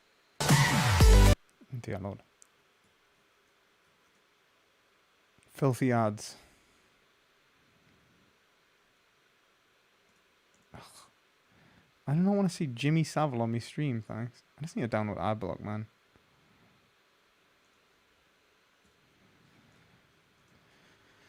Why not invent a god who is as cruel as can possibly be imagined to doubters in order to do away with the false dichotomy and make the wager more persuasive? I mean, it depends on how you define God and whether he would be a god if he was so cruel. And then you could say that, look, the existence of God would, like, being God, the omnibenevolent, since he's talking about the tri-omni God as well, since he posited the video with that, I would say that the omniscient, omnibenevolent, omniscient God must be good. And so, ultimately, if you are doing the right thing, you are in accordance with reason and logic. So God wouldn't be unnecessarily cruel. In fact, he would be necessarily the fairest God that could ever exist. So we must assume, if we assume the existence of the Judeo-Christian God, which is why you posited this video, that God is actually already the fairest, most just God possible. So if anything, you are making the absolute wrong assumption in relation to how God would judge you. See, if you believe in and worship the definitionally cruelest God and you're right, you'll get to go to heaven. But if you're wrong, you won't go to the worst hell imaginable. You'll go to, at worst, a lesser hell. If you don't believe in the definitionally cruelest God and you're right, you'll either go to a lesser heaven, a lesser hell, maybe you'll be reincarnated, or maybe you'll go nowhere at all. But if you're wrong, you'll go to the worst hell imaginable. So, a reasonable person must believe in... Wait a minute, is there a worse hell than hell? Like, I thought the idea of hell was like the worst place. And worship the cruelest imaginable God. This argument uses the same logic as Pascal's wager and arguably even improves upon it by eliminating the false dichotomy. You boy, you have not improved upon anything. Naughty. No. So if you're an advocate for Pascal's wager, being unconcerned with evidential arguments and more concerned with evaluating any conceivable risk... I don't mean to be condescending, by the way, GM Skeptic. I think you're a great guy. You're wrong, though. You should argue for the worship of the god specifically crafted for this wager, the god of Pascalianism. Or, you could realize that arguments like this, which are entirely unconcerned with the basis of their premises, fail to make any valuable point. I want to shout out a friend of mine who is the creator and pope of Pascalianism. He's Cosmological on YouTube and at CosmologicalYT on Twitter. He made a video about Pascal's wager a couple years ago where he made the case for Pascalianism, and I just thought it was hilarious and brilliant. He doesn't think you'll regret it. Why did God create animals with the ability to feel pain? Okay, yeah, like this is why does natural evil exist? And there's a few ways that you can approach this. So this is obviously the problem of evil. So yeah, I don't understand why I don't have 300k subs. Absolutely, nothing to do with me quality of content not being as high. Absolutely not. No, they do have really high content, like him, Cosmic Skeptic, Rational Rules. Like they've got high content, so high quality content. So that's why they've got like a lot of subs. But anyway, they're also incredibly consistent and not streaming. Anyway, so yeah, I would say like, look, natural evil could exist in even the best of all possible worlds. That's one argument. Then you could also say that, look, the existence of natural evil is impossible. It's not a natural evil. Evil itself presupposes the possibility of action and the possibility of action and inaction, and so only humans and conscious creatures are capable of good and evil.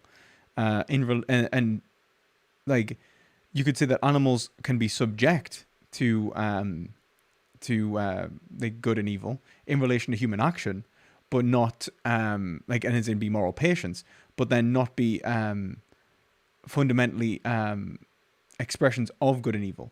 You could say, but they do experience positive and negative, from which categorically good and evil is posited, and so it would be fundamentally more evil if we do not consider animal suffering. And you could say that God would be fundamentally more evil if he did not consider animal suffering. But then you could obviously always posit that with something like, the elimination of animal suffering would be then the greatest good, and so God would demand the elimination of animal suffering, the elimination of suffering to the greatest overall possible degree. This world is the likelihood to create is the greatest expression of that elimination of suffering, and therefore God was justified in doing that. And that would basically be Leibniz, isn't it? Like essentially just do this is the best of all possible worlds. I don't know what you're talking about. Probably one of the strongest arguments so far, I think, in this video. This question delves into a bit of theology that all Abrahamics share. Don't think it disproves God, though. God made animals with pain receptors. Many animals, especially the kinds we eat the most, can feel physical pain in exactly the same way as humans. Many of those animals can and do suffer psychological trauma just like humans as well. Yet, God not only condones people killing and eating animals, but he created animals with the capacity to suffer while already knowing full well that they would. Then, for a long period... I mean, not necessarily, because you could say that God would be unaware of human action because it's free and non-causal. And so God, you could say by definition, God does not know that because it's unknowable. So it doesn't limit, God would still be omniscient since you would know all that which was knowable. This does not include human action. In history, he demanded humans to slaughter and sacrifice animals to him just because... If we accept the Bible as being literal and authored by God. Because he enjoyed the act of devotion. This direct encouragement of the suffering of the innocent is entirely inconsistent with a tri-omni nature. If God couldn't create a food cycle for all creatures that didn't include suffering, then he isn't omnipotent. I would say, it should definitely show that Christians should not be consuming animal products. This is what this should be doing. That Christians should not be consuming animal products, that it is an evil action on false premises, that it is not doing any good for the world, and it's in fact precipitation of evil in relation to what they are doing. I would say that ultimately we don't have to assume that God authored the Bible. We can assume that all those that came before us in relation to sacrificing animals was wrong, that eating animals was wrong, and so on. And we can still assume the existence of an omnibenevolent, omniscient, omnipotent God in relation to this.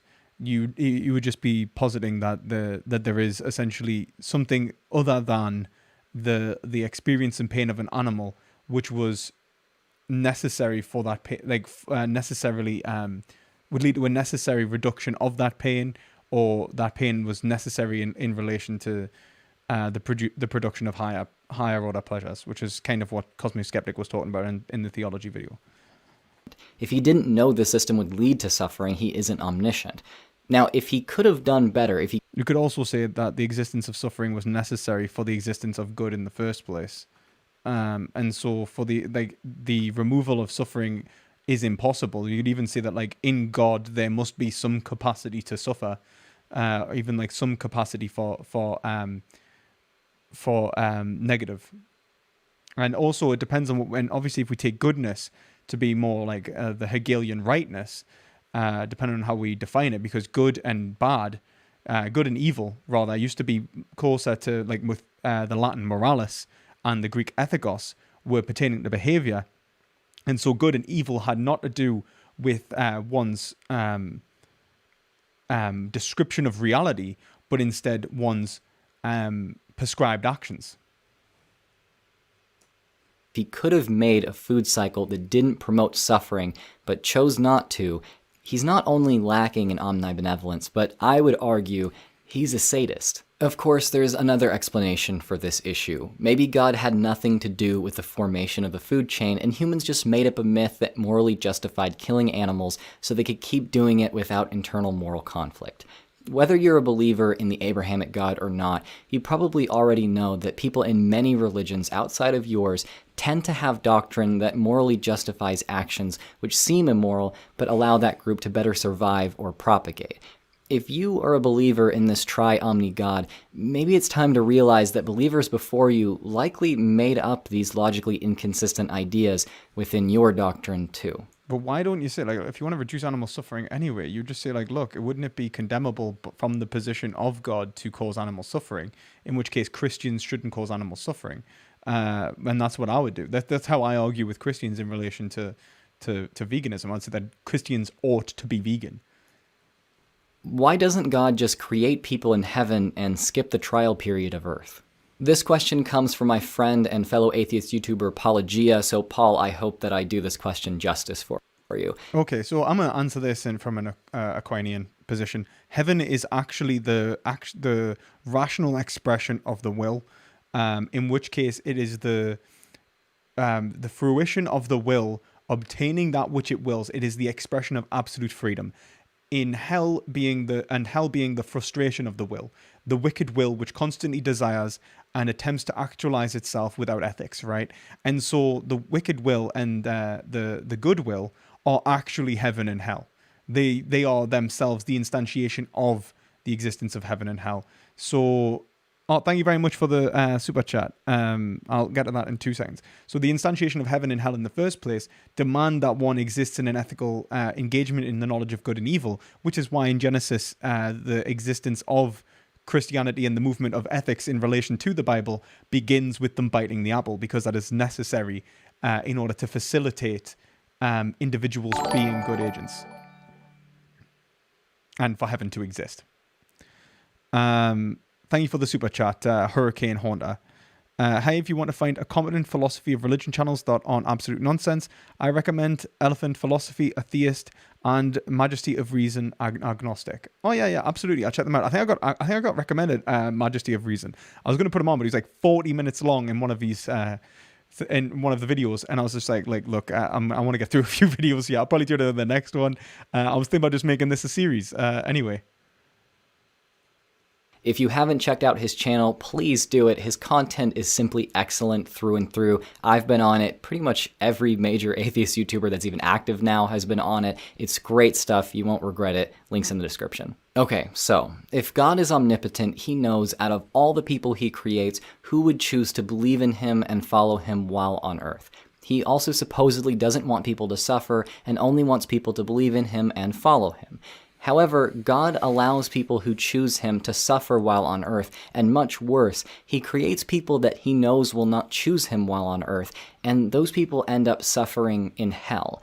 There's an inconsistency there. If he's actually omnibenevolent, why would he not exclusively create people who would choose to follow him if they were put on earth, and then send... How could he create people who would choose to follow him if he was specifically creating them to follow him? Then they wouldn't be choosing, and so that dismisses the will. And if we accept that heaven would be the greatest expression of the will to power, the will willing itself, the greatest expression of freedom, then we would say that the only way that is possible is in relation to ethics and free will actually progressing through reason.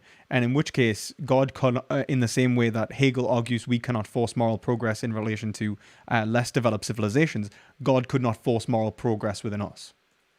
Send them directly to heaven, skipping the suffering of earth entirely. If your answer to this question is along the lines of having free will and the capacity to suffer is better than lacking free will and not suffering, then you've just hurt the case for your doctrine.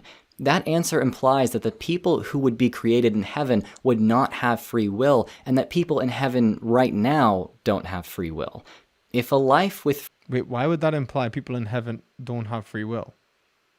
free will and suffering is better than one without free will or suffering, then that means that Earth must be better than heaven. So Wait, what? So for example, like if I was to say free will to get to heaven, because heaven is posited on the existence of heaven requires the existence of free will, why would then my expression of individuals being in heaven mean that they do not have free will? It would mean that for heaven to exist and for you to be in heaven in the first place, there must be free will, and that heaven as a concept is contingent upon free will. So no, naughty boy again. Free will can't be the answer to this question. We once again face the problem of evil. If God couldn't exclusively create people in heaven, he isn't omnipotent. If he didn't know his creation of humans on earth would lead to suffering, he isn't omniscient. If he could create people in heaven but won't, he isn't omnibenevolent. As always, though, there is another option. Maybe this idea of God is simply nonsensical. The truth is, the concept of a tri-omni God falls apart immediately under anything more than momentary consideration. That's to me, just it seems so arrogant. I'm just gonna say, like, look, I appreciate the video, but that's just so unbelievably arrogant. And this is honestly my issue with atheists online, like the amazing atheist kind of community, like the spawns of people who like to think that they're actually smarter than theists, who maybe spent their whole lives engaged in theology, who are actually trying to seek truth, who may have even converted after doing theology, but they are less intelligent than you. They are less capable than you because the concept's just nonsensical, because you say it is, because you believe that these arguments are strong. Well, these arguments aren't strong. I'm sorry. These arguments are probably honestly, I would say that the only one that I would say was any good was the problem of evil. The one that was like here. I think the problem of evil was here. Like that was okay. Like that was pretty good. But then the problem of evil's like the problem of evil. It's not necessarily like depending on how we overcome it, it's not necessarily the case that it is in any way, shape, or form like a reason to not believe in God anyway. But or a good God anyway. It's just like, I don't know, man. Like I think that ultimately, like the real problem with atheism today, like atheists today, is just the arrogance that comes with it. Like that if anyone just considered for a moment that there was an existence of an omnibenevolent, omniscient, omnipotent God, then they would realize how dumb that is, and I'm so smart because I realize how dumb that is. And it's like, no, man, like absolutely not. There are like university professors at like Oxford and Cambridge who are arguing for the existence of God, or at least believe in the existence of God as being rational, right? And this kind of omnibenevolent God, or the omni God, the tri-omni God as you call him. So no, I just think that this is just unbelievable, unbelievably arrogant. Like, and I say that as an agnostic, right? Like, I'm not a theist here. I'm not saying like, oh my God, this atheist is so. I'm saying that as an agnostic, right? You're being arrogant.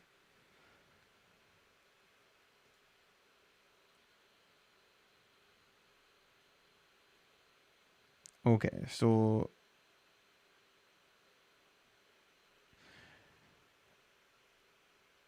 I haven't heard this one before.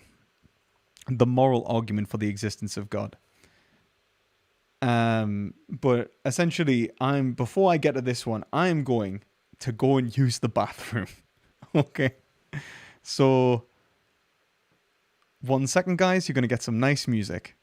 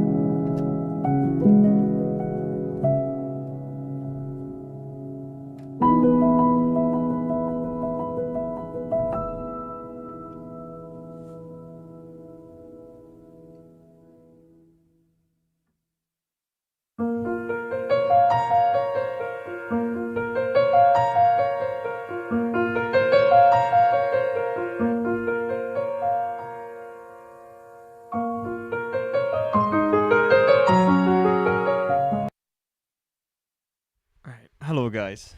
Hope you've enjoyed the piano in my absence. Or the piano of my absence. Right. Okay. Alright, so someone says that I'll hate this argument. So let's see what this is. Will I hate this argument? I have a feeling I will. Facts and duties. But this argument, I think, would be necessary for Pascal's wager to show the position for God. So I would need to see an ethical argument for why I must believe in God in order to make the claim that I should act in accordance with religious maxim in order to maximize doing that which is right, which is the most rational position to do in relation to maximizing my chances in relation to Pascal's wager. So if this isn't true, or if I don't see an ethical argument in relation to why I must ethically believe in God, or it's necessitated that I believe in God for ethics, then I don't need to believe in God necessarily to essentially come out of Pascal's wager okay, unscathed. Exist. What should we make of this? Does this infer a deeper meaning about reality and ourselves? There is a realization that if objective moral facts and duties exist, they must be grounded in something. If they exist, the question simply follows to ask, where do they come from? But modern philosophers have a hard time grounding them in something natural, or anywhere for that matter. John Riss says, it is widely admitted to be a crisis in contemporary Western debate about ethical foundations. Yeah, it's a crisis for analytics, not a crisis for continentals. There just doesn't seem to be a sufficient natural explanation on where to ground moral facts and duties. Theists then attempt to claim this means we should ground objective moral facts and duties in the existence of a God. We wouldn't necessarily have to do that. We could read something like Alistair McIntyre and his naturalistic explanation of ethics. Secular grounds ethics in nature, and the metaphysics of reality. Hegel, again, really great explanation. So yeah, like I wouldn't necessarily accept that. And if anyone wants to understand how I'm grounding my ethics in relation to from a secular position, check out Morality Exists Even If There Is No God, or like it's got the thumbnail Objective Ethics Explained. But never explain how this actually works. Simple forms of the moral argument seem almost like a non sequitur and fail to explain how moral facts and duties are actually grounded in the existence of God. However, beyond the popular arguments, there are better formulated versions proposed by philosophers, which demonstrate what the existence of moral facts and duties mean. So without further ado, let's begin.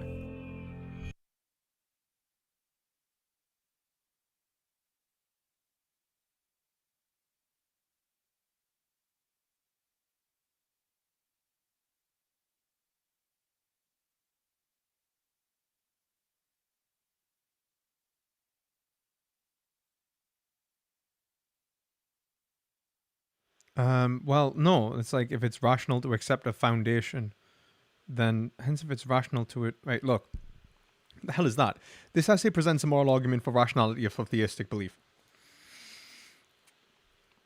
If all I have to go on morally are my own intuitions and reasoning and those of others, then I am rationally led to skepticism. Yeah, you are led to skepticism, doesn't mean you have to stay in skepticism. Both about the possibility of moral knowledge and about my moral effectiveness. Yeah, okay, but then you can ground that in relation to something like functional concepts and metaphysical supervening in relation to naturally occurring value. This skepticism is extensive, amounting to moral despair. Don't agree, but such despair cannot be rational. Right, well, the despair can be rational. I would just say that the skepticism is irrational because companions in guilt argument and the special pleading it leads to in terms of epistemics, and also the normativity that usually it's grounded upon that's self-defeating. It's usually skepticism that leads to a destruction of itself, like Freudian skepticism. It follows that the assumption of the argument must be false, and I must be able to rely upon more than my own human powers and those of others in attempting to live a moral life. No, that's just a jump. Why must it follow that you have to be able to rely upon more than human rationality? Just because we don't know, and just because let's say we did not know what the foundation of morality was, yet we knew it existed. Or we don't know if morality exists because we don't know the foundations, but what we do know is that the skepticism about morality is wrong, so we know that it's existing in the sense of the law of the excluded middle, that there is a positive implied by the non-existence of the negative. That doesn't necessarily mean that we posit the Christian God. Where the hell have they gotten that one? That is absolutely ridiculous. Premise 1. Morality is a rational enterprise. This premise is not too controversial. Moral facts and duties are deciphered through rationality and reasoning, much like mathematics or philosophical positions, not through empirical investigations. If we see someone harming someone else, we cannot know how we ought to act. We have to reason that we ought not act a certain way. Thus, morality is deciphered through rationality. The only people who deny this are non-cognitivists, and we address this in another video. Premise: people who deny this are non-cognitive. We have to reason that we ought not act a certain way. If we see someone harming someone else, we cannot know how we ought to act. Why can't we know how we ought to act? I want to see the argument for that. We have reason that we ought not to act a certain way.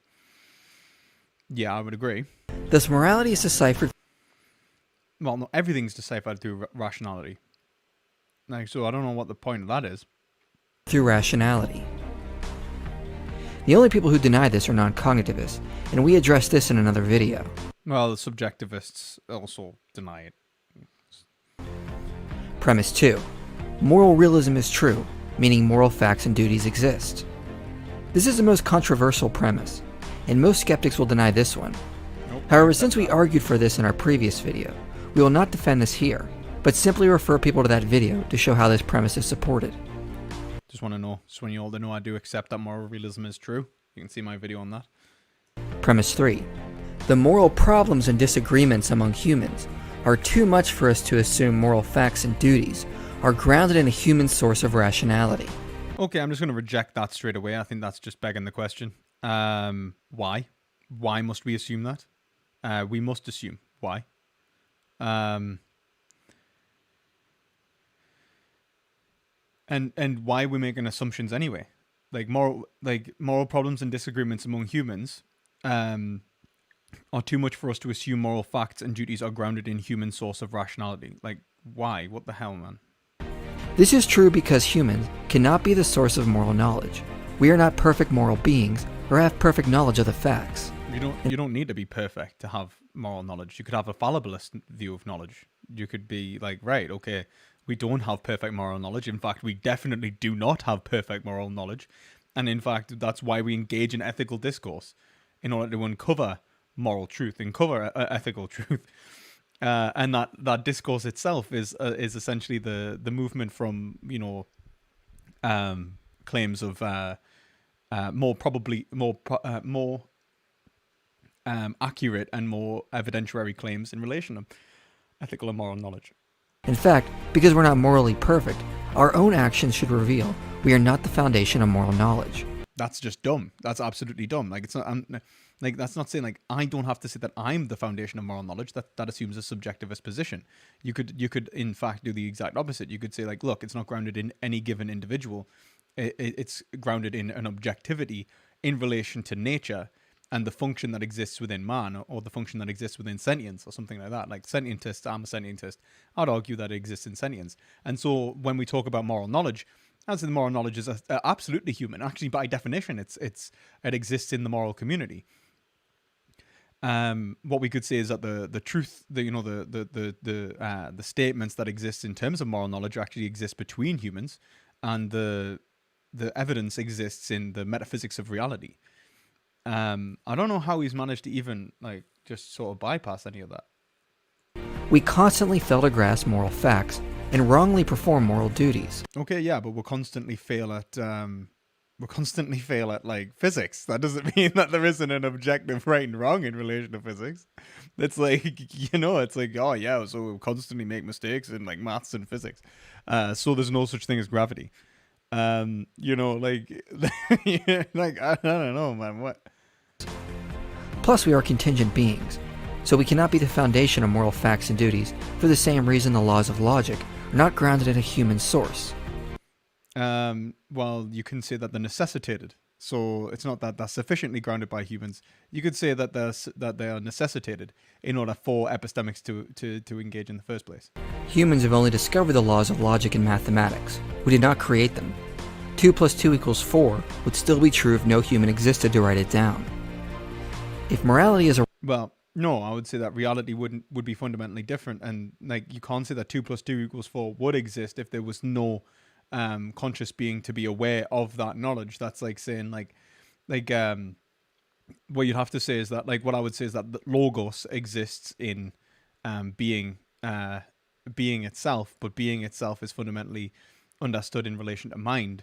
And I'm an idealist, so I would even say I would just say look, that is a fundamental expression of being, or reality, which is contingent upon mind. And so the non-existence of mind would mean that logic wouldn't function the way it does. And so mind is an integral part of existence. And in terms of our metaphysical experiences, logic is necessitated. And so we must assume that being contains logic, that there is the existence of logos. A rational enterprise, and moral realism is true, then it would simply follow moral facts and duties cannot be grounded in human rationality, because humans are contingent beings and constantly fail the moral laws. But that's we cannot, I think that's ridiculous. Moral problems and disagreement among humans are too much for us to assume moral facts and duties are grounded in a human source of rationality, because humans are contingent beings and constantly fail moral laws. It's we could even, imagine, we have perfect knowledge of moral laws. That doesn't mean we'll follow them. You could have perfect knowledge of, what is right to do and then just not do it. So what would this logically follow to? From premise 2, moral facts and duties are objectively true, so they must be grounded in something necessary and unchanging.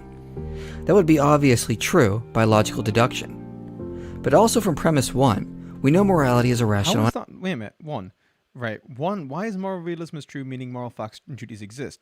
Moral facts and duties must be grounded in something necessary and unchanging for them to be objectively binding. What you mean is that they need to be grounded upon reason, and I would agree. They need to be sufficiently grounded. Yeah. True by logical deduction. But also from premise 1, we know morality is a rational enterprise. So moral facts and duties must be grounded in a rational source. Yeah. Well, I would say rationality is necessary. Non-sentient objects cannot be rational, so it would have to be something sentient. Wait, no, like that's not, like, wait, what? Like, moral facts need to be grounded upon something that is, like, okay, I'm just going to break this down. No. Okay, do not conflate the knowledge of a moral fact, as in an understanding of a fact, with the existence of what makes it a fact. Like, me understanding Newton's laws of motion has no relation to the evidence of Newton's laws of motion. We don't need to presuppose the existence of a rational mind to understand that which is objectively true and make it true in and of itself. The grounding of the fact does not exist in the object it's analyzing. That's what makes it a fact. It would say, like, look, a mind's analysis of reality, which is fundamentally investigatable by, like, reason and, like, empirical analysis, then we could say that allows us to create facts. Facts relate to whatever object is the truth maker of those facts, and the fact itself exists as an epistemic claim in a knowledge community. We don't ground the existence of the fact by what makes it a fact. We ground the existence of a fact in the evidence that sufficiently grounds the fact. So, like, the argumentation in relation to a metaphysical reality which is unchanging and unmoving. So it's not like moral facts must imply a sentient, self-aware, like, observer. Like, can someone explain? Like, does anyone else just think this is the worst argument I've ever heard in my life? Like, I mean, the worst argument they've ever heard in their life. Because this is the worst argument I think I've ever heard in my life. To be rational, simply by logical deduction. So moral facts and duties cannot be grounded in contingent humans, must be grounded in something unchangeable and necessary. And because morality is a rational enterprise, this necessary, unchangeable foundation must also be rational and sentient. It's almost like morality is a rational enterprise. One, right, like, you're going to have to instantiate why you think morality is a rational enterprise. Okay, so you say that non-cognitivism is non-true, so morality is a rational enterprise. You could just take the nihilist position. So you could say that morality doesn't exist. There is no truth app claims in relation to it being a rational enterprise. You could say that it is a rational enterprise. Even if you don't say that it's a non-rational enterprise. So non-cognitivism argues that it's a non-rational enterprise. It's saying that, look, there exists, morality is grounded in emotion. It's non-rational. And then you've got this is essentially open to error theory, is what I'm saying. And you've got to overcome error theory. Now, I think my argument does overcome error theory, but this argument necessarily needs to instantiate why it's overcome error theory. Because you could say it's irrational. Moral realism is true, meaning moral facts and duties exist. I would accept that, but then you've got to show why, and also explain what a moral fact is. That'll be great. The moral problems and disagreements among humans are too much for us to assume moral facts and duties are grounded in human source of rationality. Now, this is by far the most contentious premise. This is probably the least contentious premise. In terms of the average philosopher, like, the average philosopher is a moral realist. This, on the other hand, is, wow, this is definitely something. What the hell is that? Thus it logically follows to premise 4.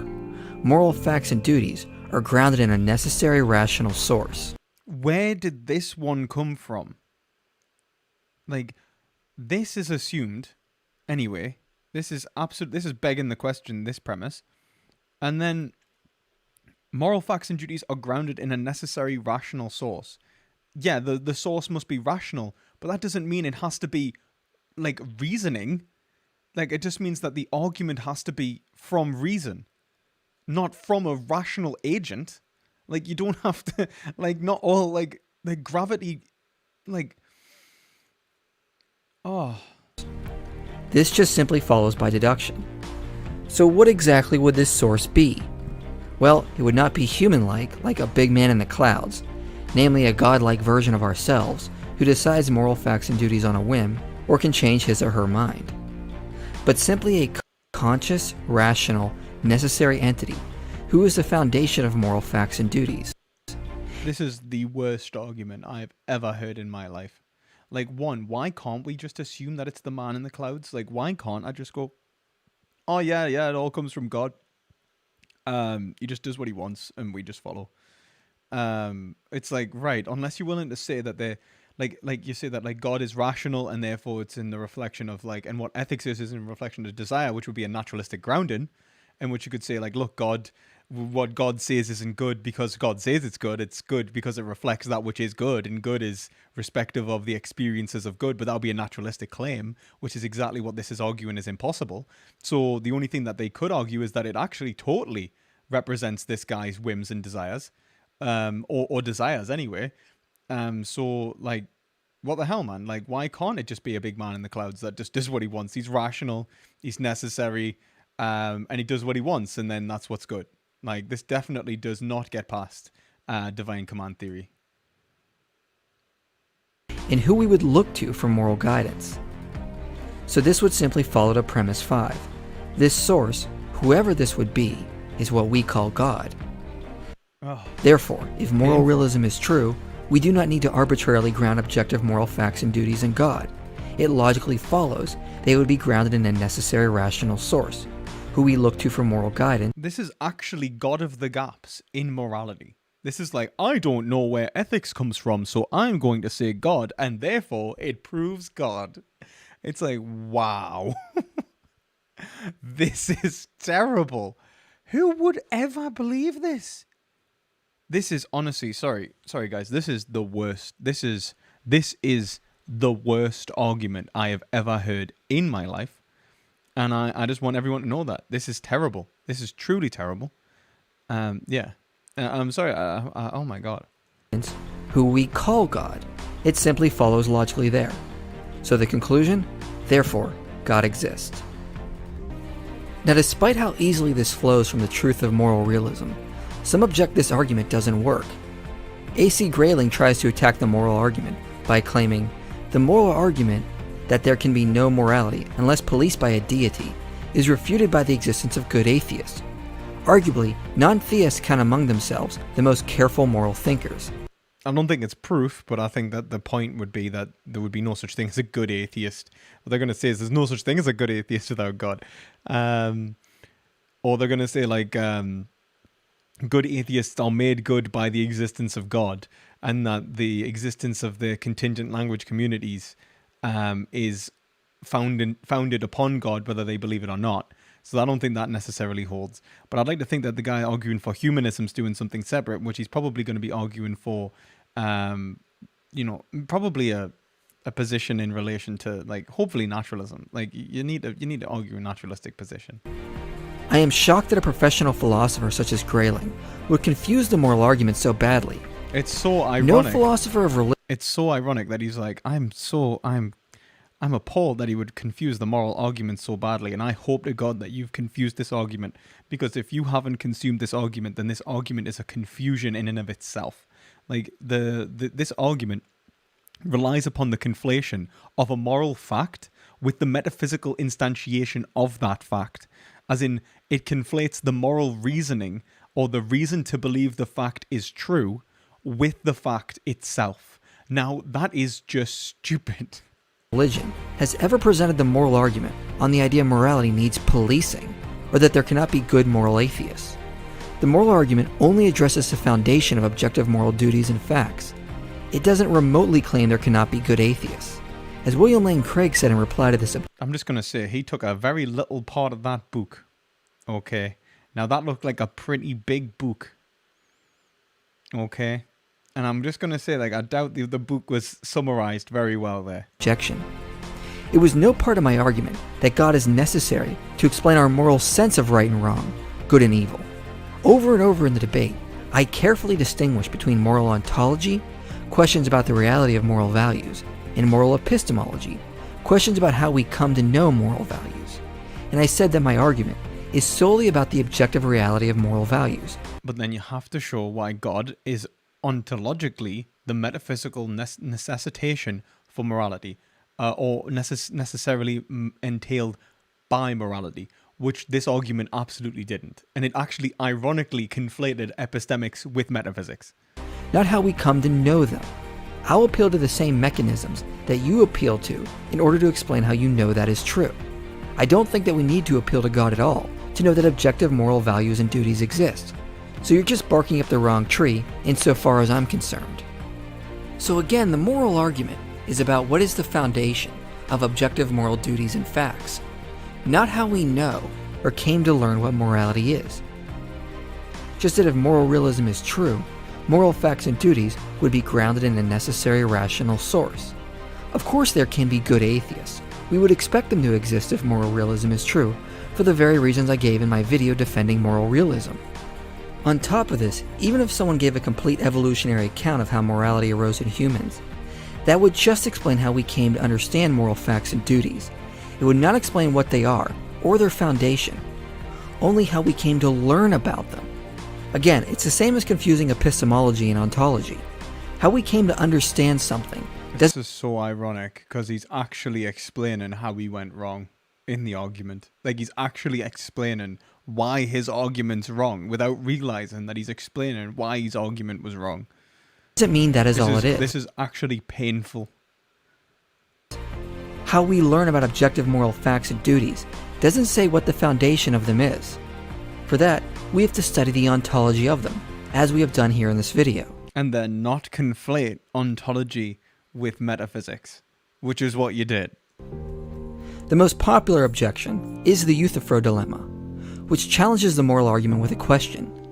Is something good because God says it is good, or does God say it's good because it is good? The basic aim of the objection is to set up a dichotomy for the theist, with both Yeah, the argument is that it's a false dichotomy. options being unfavorable. If something is good only because God says it is, then God can say just about anything is good, and it would be so. Things like torture and rape could be good just because God commanded it. So we obviously cannot accept that. But if it is the other option, God commands something because it is good, this means God cannot be the foundation and standard for moral facts and duties, and therefore he must look to something else as the source of morality. But the problem with this objection is it fails for the obvious reasons our argument sets out to avoid. We are not arbitrarily grounding moral facts and duties into God, because we have no other option. We are looking at the ontology of moral facts and duties, and reasoning they are grounded in a necessary rational source that we look to for moral guidance. The term God is just a title applied to this necessary rational source. When chemists discovered I just don't understand why it has to be a necessary rational source for any of that. water was H2O, they did not merely stipulate one was the other. Rather, they discovered the terms meant the same thing. Likewise, when we investigate into the nature of the good and discover it shares the properties of what theists refer to when they say God, we discover that one is identical to the other. If some deity looked to some other necessary rational source as the foundation of morality, then that source would be the real God. And this source could not just arbitrarily command immoral things and make them moral.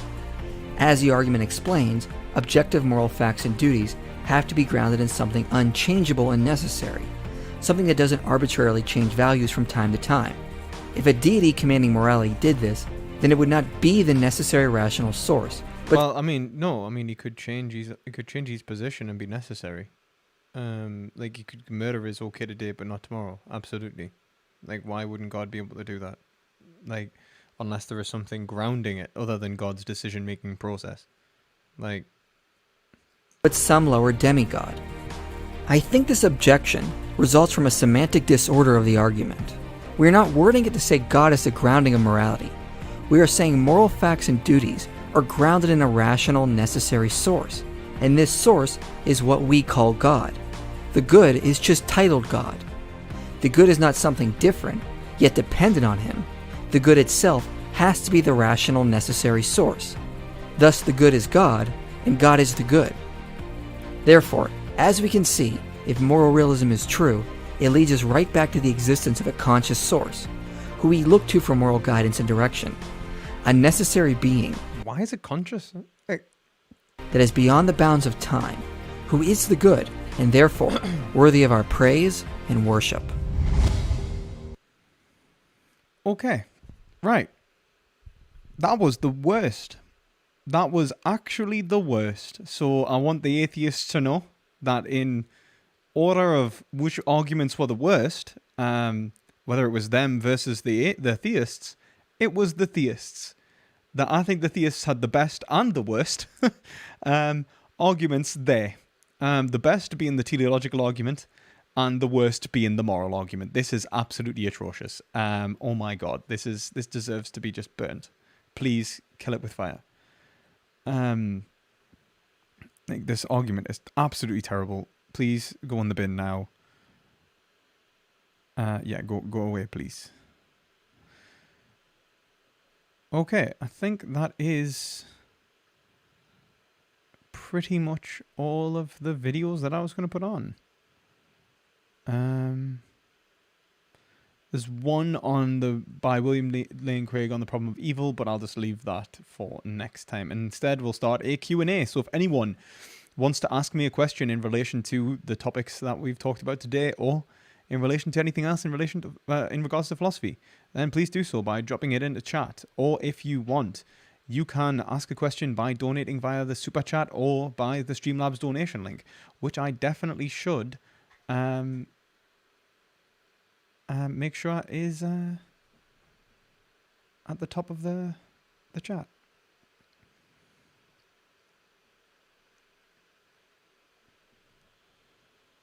I'll do the Calum ontological argument in you get timed out by Streamlabs. I'll do the Calum argument next time. Okay.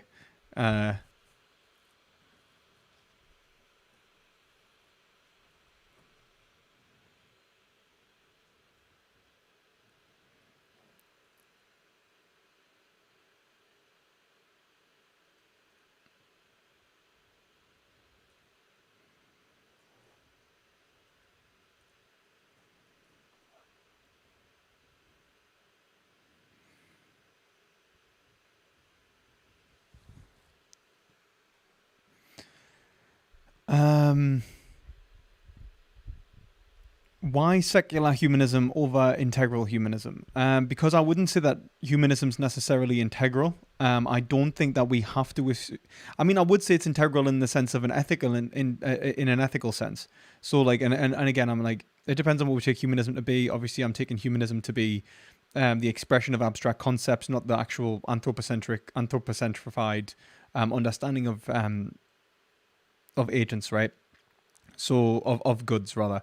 So in other words, it's ethics itself. Like, humanism is the expression of the divinity in man, and the divinity in man relates to ethics. Now, I'd say if we talk about the ethical nature of it, then I would say yes, it's integral.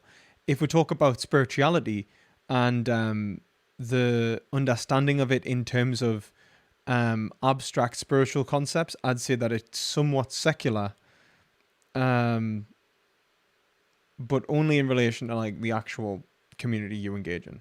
But ultimately, I'd say that it's I take this position in relation to ethics and absolute spirit, and not in relation to any broader spiritual claims. I hope that answers the question. I have some free will challenges. God often revealed himself through prophets and threatens hellfire for non-adherence. For many God's faces we have met, this suggests God's intent is not free will. No, actually, it arguably just shows that. And like, look, you can punish someone and actually that be an instantiation of their freedom. So you could say that God is purifying your desires, like the law. So you could say that God creates moral laws in order to command individuals to do the right thing in order to maximize their capacities towards free will.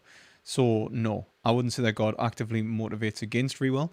Also, I would say that, look, at the end of the day, we shouldn't take this in a literal way. God didn't actually command anything and threaten anything through hellfire.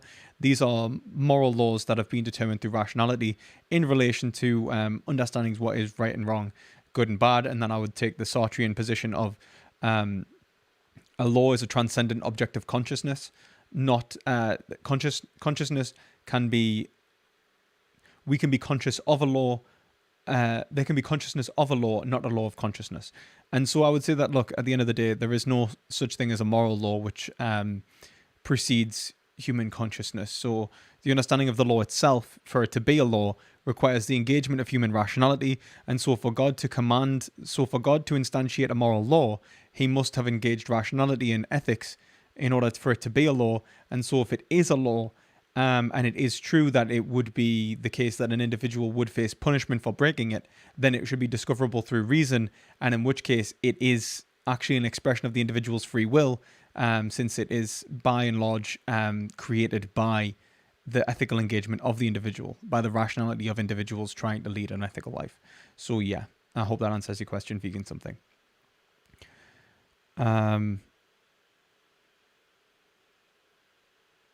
I'm going to be a non-cognitivist on what God equals good, like what? What do you mean by that? I don't even know what that means. Arcanus, sorry. What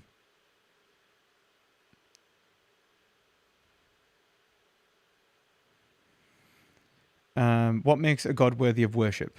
We can, of course, conceive of an evil God, but surely we'd rather dine in hell with Jesus than listen to their commands. Well, this is the thing,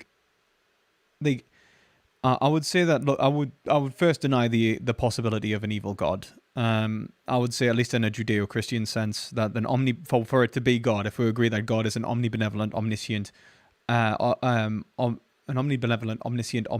omnipotent creator, then I would say that it implies that God is good.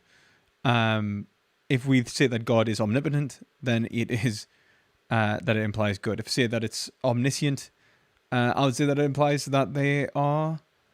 I guess it necessarily wouldn't imply that they're good. I mean, they could be all-knowing and wrong and bad, but then they would know they were bad, and if knowledge implies rationality, then you could say that they would be good.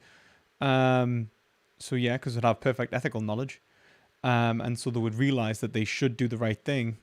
Although you could argue from like motivation that they just knew it, but then they just didn't want to. And then on like this tragic scenario. And then I suppose, but omnipotent and omnibenevolent, I would say, and arguably omniscient, depending on how we interpret that, show that there would be, especially if we take knowledge to be action urging, and that reason was action urging, show that that God could only be good. And then what makes a God worthy of worship? Well, I would say that what God would have to be was the instantiation of value. It's not that you worship the God as something that's like separate, like as in an instantiation of value. Be that it is good, that it is the very thing which is valuable. And so when you appreciate God and you worship and follow God, then you are respecting the value that you cannot help but deny, but accept rather. And to deny it would be irrational. And so what would make them worshipable would be the fact that they're good. It would be the very value itself. So yeah, I hope that answers your question. Would you reach out and debate Michael Jones? I don't know who he is, but yeah, why the hell not? Why are you agnostic, and what are your thoughts on atheism and theism? Which position do you find most likely? So I'm agnostic because I believe that we can't make knowledge claims on the existence of God. I think that God, as an omnipotent, omnibenevolent, omniscient being, and I think that's what God's posited as at least being omnipotent, perfection, is beyond human capacity to understand. That the positing the existence of any given metaphysical reality instead of God is incompatible with what God is, because he's an infinite. So any determinate explanation ultimately undermines any claim to being God. And so ultimately we can only describe determinate objects and not infinite in themselves. And so because of the finite, finity, is that a word? Because of the finity of human knowledge, I would say that we cannot understand what God is in and of themselves, and so we cannot posit the existence of something that goes beyond our comprehension, and have a knowledge claim in relation to it. We can know what it isn't. I'd say the via negativa kind of holds true. We know that it's not simply a determinate object because it's not perfection. And which position do I find? What was it? Where's it gone? And what's my thoughts on atheism and theism? I think they are both rational positions in relation to belief and disbelief. I would take the position pretty much that is instantiated in the parable of the partisan and the stranger, or on Hicks' Celestial City. I don't think that there is a knowledge claim that can be made in relation to saying one is more true than the other. So whether you believe in God or not, you are just as justified. However, that doesn't mean that you are justified in changing an ethical position for the existence of God or not. What I would say is that God overall cannot inform you of ethics because you cannot know what God is. God overall should embolden, maybe, arguably, the value claim you're making towards ethics, and God could not command something irrational or wrong. I tried saying that to Jay Dyer, and he flipped out and started calling us like bad things, very bad things. So yeah, but he's an idiot. So,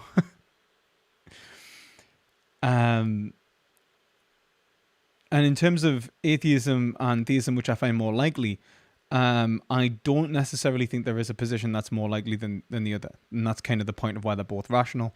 I probably fall closer on agnostic theism than atheism. And I would say I'd take more of a humanist position in relation to the expression of ethics. And I'd take basically like a Hegelian position in terms of abstract right.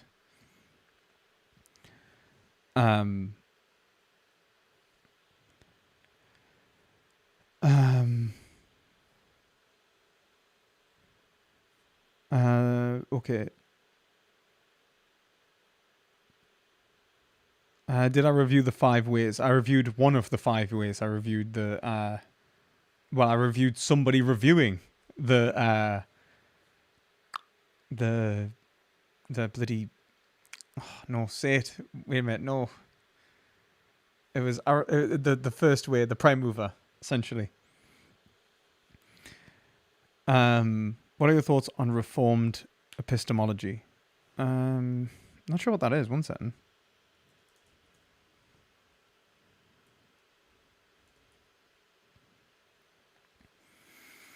A central claim may be made by that religious belief can be rational without any appeal to evidence or argument. I think I just basically argued that, yeah. But then, essentially, there's an argument. One set. Who's it made by?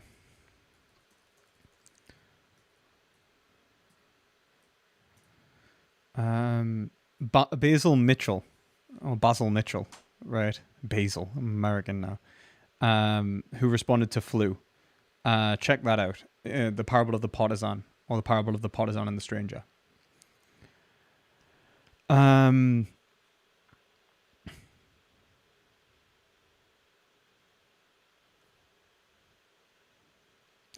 didn't debate Dyer. I had like I did, but like he basically flipped out.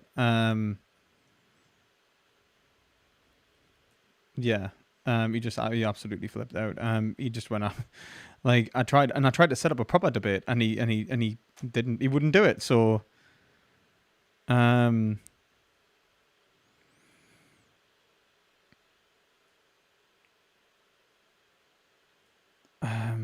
minute. So what makes are you asking what makes an aesthetic object tasteless there? I'm just trying to Google that word. You absolutely you're monstrous at giving us words I just don't know. I would say that ultimately it goes against certain precepts in relation to beauty standards, which would be epistemological norms or norms of judgment in relation to socio-political understandings of beauty. That's all it is. It doesn't necessarily mean anything in terms of ethics. It doesn't mean anything in terms of aesthetics. It just necessarily means that you're going against the normal position. So something that is tasteless would be something that is abnormal. So yeah. Unless you can make a solid argument for the existence of the objective existence of beauty, which I don't think's been done yet. Not very well anyway. If both theists and atheists are equally justified, would you particularly care if one came to dominate the other ideologically, i.e. Christendom, or an entirely secular world? No, as long as they're ethical. As long as it was a solid ethical community, then no. I don't really care. Could you explain a bit? I think more likely you're going to get Christendom has a little bit of, if I'm honest, I think it has more wisdom in it. I think that argument is just because a rational Christian has the benefit of tradition which preceded them, whilst a rational atheist lacks that tradition unless it accepts it in terms of mythology. And I'm happy to say that they could do that, in which case then yeah, that'll be fine. But that's all. Could you explain a bit in terms of how ethics became objective based off telos? I don't see how telos can be interpreted in an objective way. Sorry if this was asked already or it is inappropriate. So I would argue that telos is objective in relation to so I would say that there is an objective telos in relation to the functional concepts that exist within nature, that desire itself as an action-urging process or being a process implies an end or an end that is valued within the agent. I'd say that the understanding of that end is part of ethical inquiry. I'd say that the experience of value in relation to that end is given off what desire is, and what is desirable itself can only be understood in terms of a universal which exists in common between agents, because that's how language works and that's how metaphysics works. And so we have to understand what is desirable, which means we have to understand what is desire simpliciter. And so we engage in ethics to understand that it exists independent of any given mind. And so we have to move towards a universal understanding of right in relation to an objective telos, which would be the end of mind itself, not the end of a given mind. So I hope that explains the question. Or you could check out my video, Objective Ethics Explained. Morality exists even if there is no God. Loch Ness. Went there as a child, tried to feed the Loch Ness monster. So yeah, in light of even the most recent development of this very kind of discourse, did you ever take the time to look into the consideration of ever widening the evident gap in between the original and old concept of the semantical usage behind the word atheist and the new one, which has found so much success in the neo-analytic and new atheist? I didn't. I suppose I never really kind of engaged in that. Do you have any suggestions in where I should have a look to see the etymological differences in how we're using the word today versus how we're using them throughout history? I'd like to see that. That'd be pretty cool. Carlos, I'd love to see you talk with someone more equipped to argue the Thomistic ways, or dive deeper on Craig's Calum. Absolutely. I'll watch Craig on the Calum argument next time. So yeah. How's the Matrix video coming along? You better have watched Ghost in the Shell, by the way. I can't understand you can't understand half the intertextual references without it. Well, I'm trying to basically analyze the Matrix without taking anyone else's analysis. For example, I know someone sent us a video of a philosopher analyzing the Matrix. I'm trying not to watch other people's analysis of the Matrix because I don't want it to pollute what I'm going to make. If you get me. I don't want to be influenced and overly basically what's the word, plagiarize by accident even. I think I've got a really solid video coming along, and obviously what I'm doing is instantiating it off what was in the video itself. So in the movie itself, in the video itself. Oh my god, I'm basically showing me age. So yeah, I do need to watch Ghost in the Shell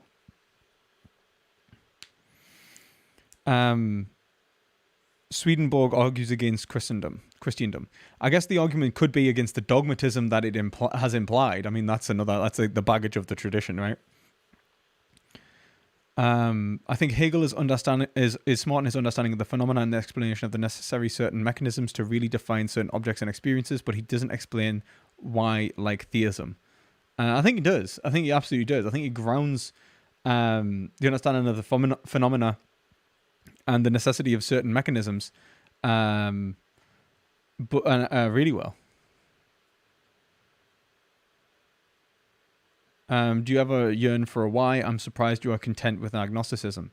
It's like, well, yeah, I'd love to know whether God does or does not exist. The issue is I'm human and I can't know that. That's like the real issue. I'd love to know it. It's like, it's frustrating, but like, tis this mortal coil, you know? What do you think would be more rational to interpret your experience if you felt that you had experienced God's revelation? Would you trust that it was a God, be cautious of satanic deceit, assume insanity? I don't think you need to assume insanity. I think that's a bold claim. You can have a religious experience that doesn't make you insane, even if it wasn't true. In fact, the rejection of the experience, if it was a fiction, would show your sanity. If you have no reason to believe it was or was not a fiction, then belief or disbelief wouldn't have any effect on your sanity. So there would be no reason to believe that you were insane again. Cautious of satanic deceit, absolutely, I suppose. You have to obviously understand that you could be moved in a positive or negative direction. So what I would say is ultimately always abide by the laws of logic and reason. Do what is right, regardless of no command can ever command you away from what is right. Always follow that which is rational. God could never command you to do something that which wasn't right. And I think that's one of the great things. Like, there was a film that actually really depicted like this in Joan of Arc. You know, like she was supposed to be commanded to kill the British or whatever, wasn't she? So it shows her, like, you know, seeing all these images of dancing with Jesus and saying, like, and all this sort of stuff. And then she's in this prison cell, you know, the British are going to burn her. And she starts talking to the guy that, like, was dancing with her. And she's like, but what about dancing in the fields? And he's just like, just dancing. And then he's just like, the whole time it's like, didn't give any command to kill. And like the devil or whatever, whoever was that was speaking to her, never made a negative even influence on her.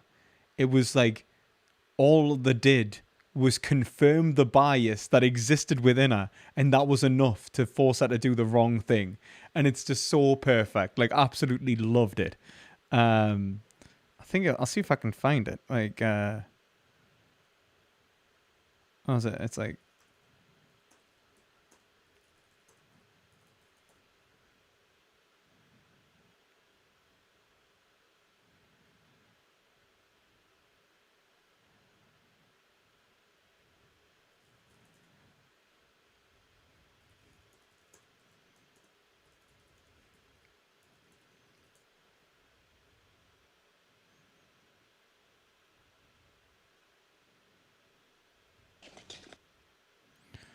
so I actually really like this. Why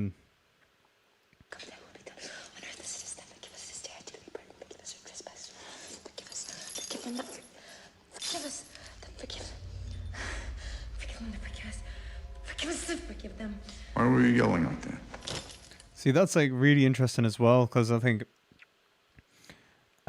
she was saying the Lord's Prayer, and then the whole point, like one of the ways they used to test for witches and like demonic possession was like you'd stumble saying the Lord's Prayer. So when they would so like one of the things we'd do is just basically say the Our Father.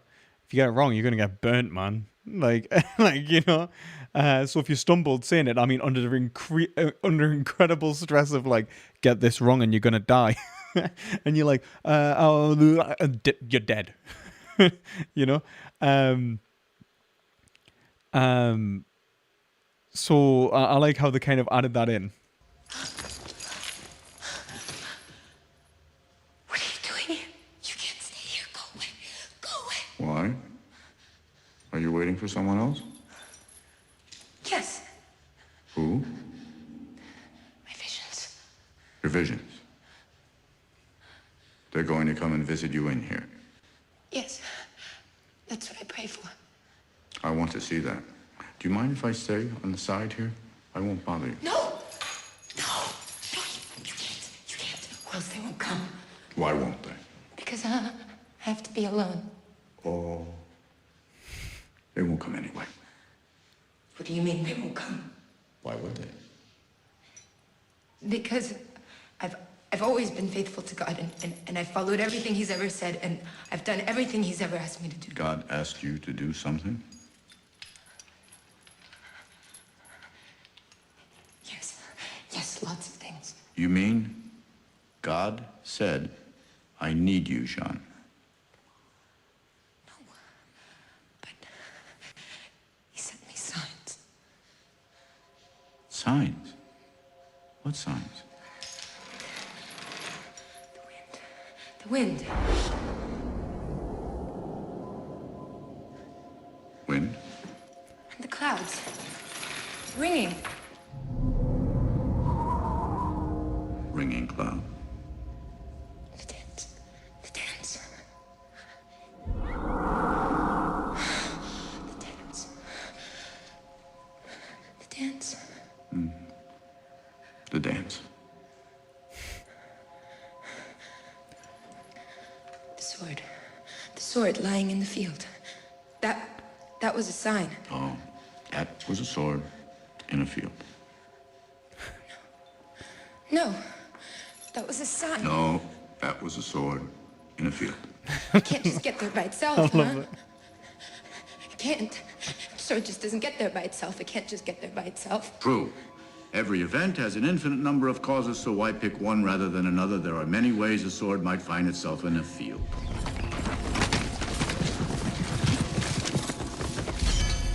Seems a perfectly valid explanation, but how about this one?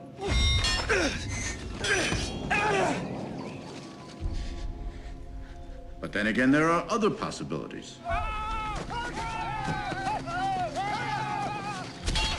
Or even faster. And that's without counting the inexplicable. Like that Yet one from just. an infinite number of possibilities, you had to pick this one.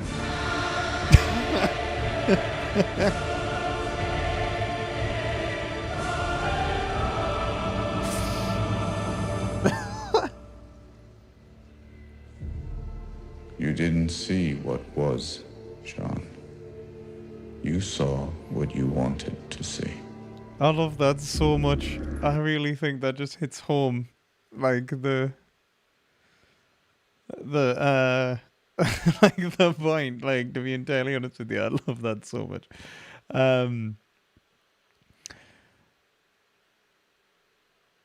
Yeah. Like, yeah, so if like, always do that which is rationally is right. Don't do something because you believe it to be right, or you assume it is right in relation to the command of a creator, which would always command you to do that which was right anyway. So just follow reason.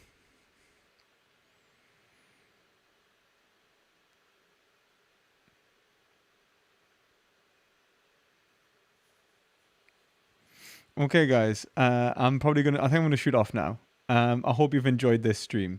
If you liked it, please give it a thumbs up. If you want to see me debate some atheists and some theists, and do more of these streams like Agnostic responds to and like that kind of thing, then I'll do a whole series like on like if you like on this format. So yeah, if you do want that, if you want this kind of content, then let us know by thumbs up in this video, and let us know that you're interested. And I just want to say thank you to all those who support this channel via Patreon, especially you, Ethan, for your great deals of contribution.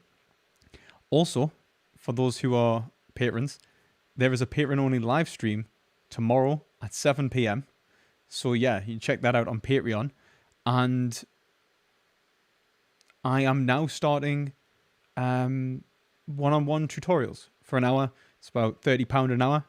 So if anyone wants a tutorial or wants to speak to me for £30 an hour, they can do so by paying a one-off fee of £30, or and we can talk philosophy. We can talk about whatever it is that you want to discuss. If you have any arguments you want to run by us, and also if you want a monthly version of that, then you can find that on Patreon as one of the goals.